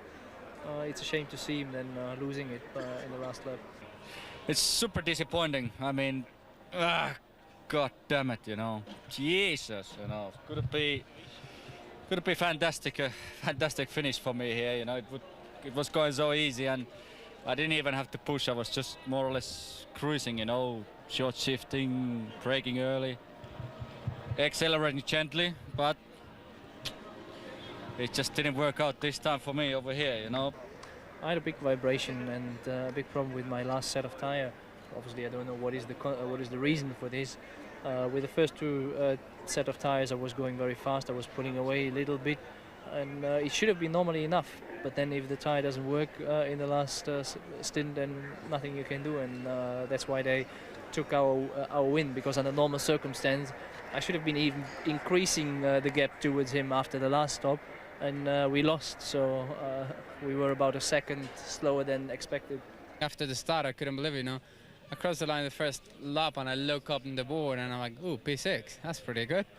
And then, you know, Jarno was a bit quicker than me at the beginning of the stint, and I start catching Ralph as well. And, you know, at that point I thought, you know, we could be quite competitive for the end of the race. And, you know, everything started turning our way, and I thought, oh, that's a change.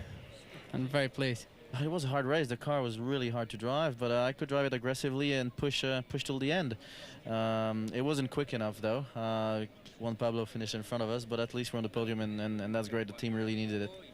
Okay, then confirmation of the result in Spain. All 10 points to Michael Schumacher. Juan Pablo Montoya getting 6 more for Williams. Jacques Villeneuve back on the podium. Steady race from Jarno Trulli in the Jordan. David Coulthard getting a couple of points. That's a great achievement for him. And Sauber still scoring pretty well with Nick Heidfeld. And Michael Schumacher has gone clear at the top of the Drivers' Championship after 5 rounds. He is 8 clear of the Scot David Coulthard. Rubens Barrichello 3rd, pushed by Ralf Schumacher. Heidfeld in 5th place, and Jarno Trulli is 6th. Okay then, Tony Jardine, I can't remember seeing a more dramatic finish to a Grand Prix. I think you mentioned it before in 97 was Damon Hill. He was leading in the Arrows, and then on the last lap it all went wrong in the hydraulics and he smoked his way around to second, but he lost the lead dramatically to Jacques Villeneuve in that race. And here we go, the smoke grey McLaren, unfortunately, and some would say the jammy red Ferrari, but here we are, the very last lap. What a bitter pill to swallow. I mean, this is absolutely awful. I mean, the team was stunned by this. Look at the crowd. Part of the Ferrari supporters jumping up and down, the rest of them stunned by this and silenced by it. But Häkkinen took it extremely well, I have to say. But deep down, what do you feel it will do to Mika Häkkinen's psyche, this? Yes, it will knock him a little bit, but what he'll be thinking about was how good the car was here, how the improvements that they've made in the car, how good it was in qualifying, how good it was in the race, how well they did with strategy to get ahead of Ferrari. That will really encouraging him. They were already encouraged by Coulthard's performances in the first 4 races, so I think the team will get stronger and stronger. What do you make of what happened to David Coulthard today after all those problems at the start of the Grand Prix? I think it's very tough, but we've got to remember, you know, he scored points in every race now. Now, we suspect, we don't know, that he was going to try and do a non-traction control start, and whatever he selected or whatever happened on these new gizmos, something stalled it, electronics guys were all around, he had to start from the back of the grid we saw there, then he got involved in the first corner instant, he got bashed from behind, he lost the wing, he had to come in for a new nose cone. So he could have won, he could have got in 2nd place without this added pit stop for a new nose cone as well. Traction control to blame for what happened to him at the start? I think big significant story today, Jim, of traction control. It causes stress on all the components, not just to the drivers and the engineers and the technicians, but all the parts get vibration, they get hot, and you've seen this manifested, I think, in blow-ups, in hydraulic failures, etc. And I think it's affected the Ferrari not as badly as the McLaren. Well, you mentioned the Ferrari there. In commentary, Martin Brundle said Barrichello has a problem, he's got to come in, and he did come in. They sent him straight back out again. I found that quite bizarre, to be honest, because, you know, Rubens had been across the gravel and, you know, the suspension was broken, but the car was like a drunken duck. It was up on one side, and you could clearly see the left front after the incident here, and he may have just clipped the curb and caught the bottom of the suspension, which just put the wishbone out. He comes round, you can see the car cocked up in the air. Look at that left front, you can see the daylight underneath it, and that's because of the suspension at the back. Now, they'd have been watching all on the television, yet when he came in, they gave him a new tyre and sent him back out, and he came back in that next lap to retire because of the suspension failure. Again, that may have been the heat contributed to it as well. They might have said to Michael, right, watch it, just cool it, because we've got a lot of heat in the components, the sensors are going into sort of red overdrive. Just going back to our British World Championship contender, Coulthard, it's a long while since he started from right at the back of a grid. He fought his way through, and right at the end, a really good overtaking manoeuvre from him to take Nick Heidfeld and get his points. Jim, I hope people don't think we're biased, but I mean, we're just beating the drum for Britain and supporting the Brit. Great Scotsman here, and it's fantastic that out of all that misery that he's had, that he can come back from the back like that. and still get a couple of points and still be well in contention.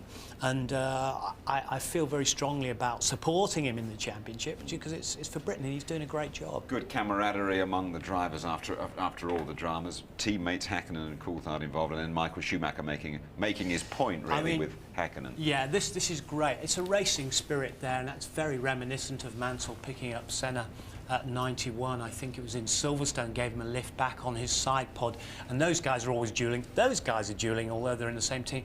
But, you know, David felt genuinely very, very sorry indeed for Mika, gave him that sympathetic support on his side pod. Yeah, I mean, Schumacher has his critics, but he showed his sporting values here today, and he actually said he was lucky in Barcelona. He's got a lot of sympathy in him. He's a very caring bloke, actually, Michael Schumacher. He is a very nice bloke. It's very difficult to get to know him, of course, and he does have a very hard exterior. But he's sympathising with a fellow racer. He knew he had it in the bag. He's just felt the compunction going on and said, sorry, mate, hard luck. Right, Tony, thanks very much indeed. Next port of call is Austria, the A1 ring in a couple of weeks' time. That is Cup final day. We're with you at 5 to midday on the Saturday morning for qualifying. The race live from 12:30 on the Sunday, and highlights as always just before midnight. High drama right at the end of the Spanish Grand Prix. Then Michael Schumacher lucks in with 10 points. All our sympathies are with Mika Häkkinen. Good night.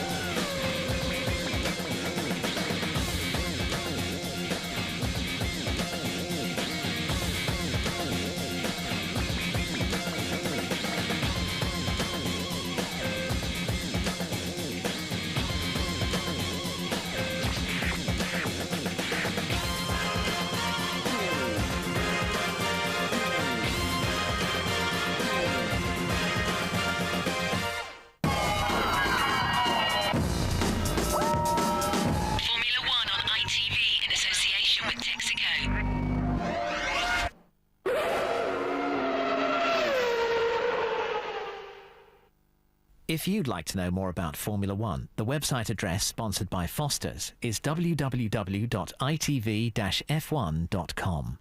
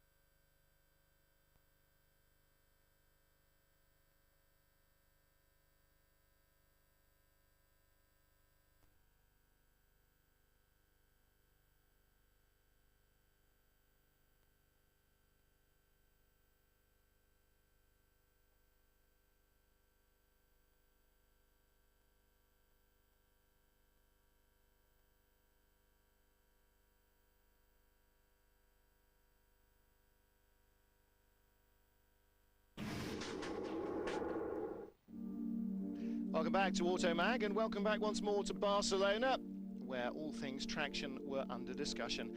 Of course, traction control returned officially to Formula One for the Spanish Grand Prix weekend, and we asked a few leading lights what they thought. It makes it easier for the driver to get the maximum drive potential out of the tyres.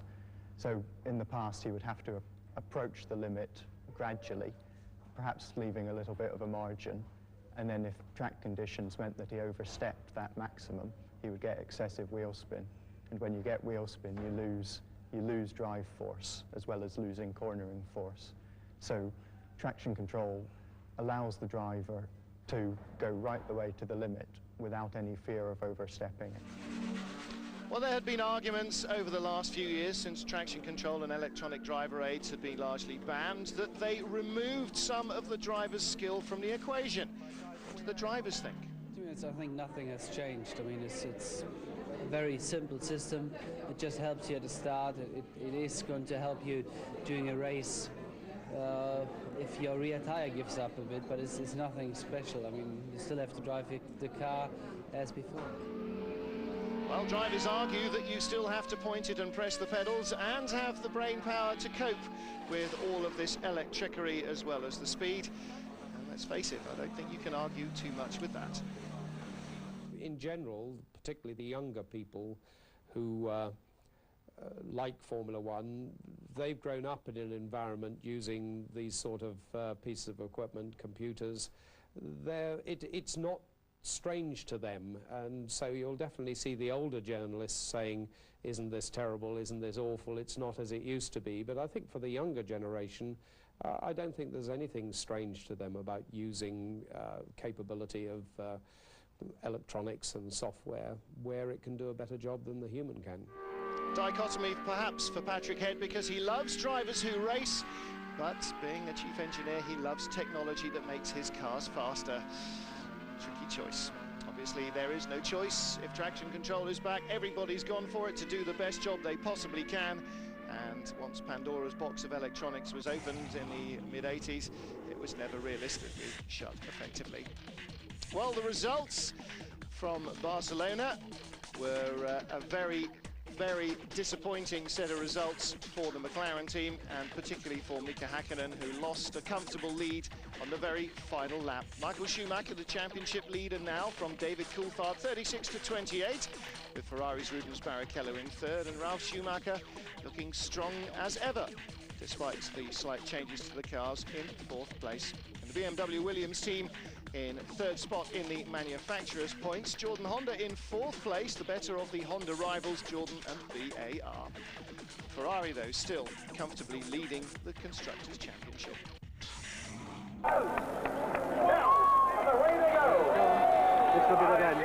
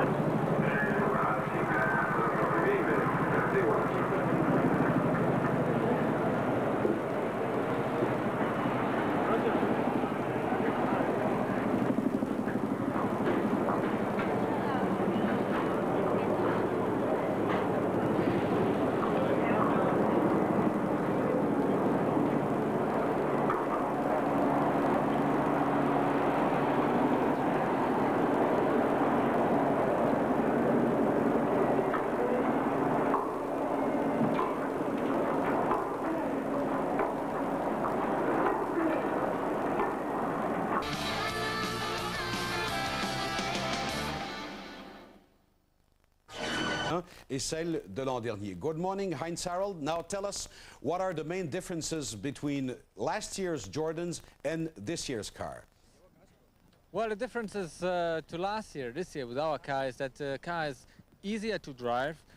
It's less critical than last year, and as well as it is more reliable. Well, last year, this time of the race, this time of the year, we were struggling a lot with our gearbox, but so far we didn't have any problems with our car. Heinz doivent être améliorés. What areas of the car should be improved? Well, for winning races, we need to improve the chassis a little bit more. In my opinion, we need a little bit more dynamic downforce.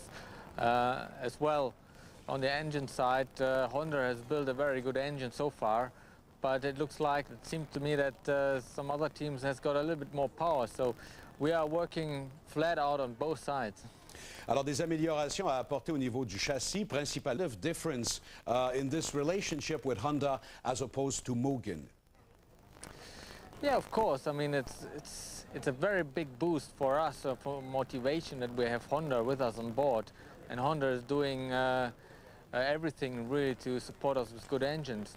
And for us, as a team, it supported us incredibly to improve our development at the car. Alors, Heinz-Harald Frentzen qui dit, bien sûr, est bien réelle ou si elle est surtout amplifiée par les médias. Is there a real battle, Heinz-Harald, between the Honda teams, BAR and Jordan, or is it something mainly amplified by the media? Of course. I mean, the media are very supporting about a challenge in between us. But of course, it is a challenge, not only beating a McLaren or Ferrari one day, as well as beating the other teams. And I think BR is one of our strong competitors, is there, and it's as well competitive on the track, as you see, maybe. Alors, il dit évidemment que les médias, vous le savez, est-ce que Heinz-Harald Frentzen croit que les pilotes jouent un peu plus dur sur la piste? We have seen some controversial incidents on the track this season. As a veteran, do you think that drivers play a little bit more dirty during a race? No, I don't think so. I mean, well, generally what happened with Rubens, he went a little bit over the top for the few races, jumping off the German drivers a bit, jumping off the track. But generally, I don't think a lot of changes going on in Formula One, and generally accidents you will see also in future. Alors, il a dit non, je ne crois pas que les pilotes jouent plus que de remporter la victoire strictement. Is winning a race has become these days the only fun thing in Formula One? Well, that's my motivation, really. I want to win races with Jordan. My target is not really running around, cruising around and running in midfield. And that's why I'm pushing very hard and working and try to make Jordan as well as a winner this year. Alors, gagner avec Jordan est sa principale motivation. Mon objectif, bien sûr, n'est pas d'être un figurant et de me balader au milieu. Alors, je vais lui demander s'il croit toujours que le manufacturier japonais peut gagner cette guerre des pneumatiques. Heinz-Harald, you've been somewhat critical of Bridgestone lately. Do you think that they can win this new tire award that we see this season? Well, generally I have to support Bridgestone in respect of their delivering or supporting various teams, McLaren, Ferrari and us and other teams. compared to Michelin, which is only supporting the Williams team. Of course, Bridgestone has to fulfill, really to support both teams, even if, for example, Ferrari has got a different requirements for setting up the car or different requirements for developing the Bridgestone tires. McLaren also has got a different opinion on that, and it's very difficult for Bridgestone to make a tire which fits on every car. Generally, they have to make up their mind later this season if Michelin with BMW and Williams going to be a contender for the championship, for winning the World Championship. I think Bridgestone have to decide in which direction they go. Either they go with McLaren or with Ferrari. Alors, il explique finalement on the return of electronics, mainly traction control. Well, I think, to be honest, I don't like traction control, and I don't like the thing as well that we have a launch control in future. It's all automatically, and it takes a lot of work off the driver, and I think as well it could make racing a little bit more boring, because traction control doesn't allow any mistakes going out of the corner, and so overtaking is going to be more of an issue or more difficult. Alors Heinz-Harald Frentzen dit qu'il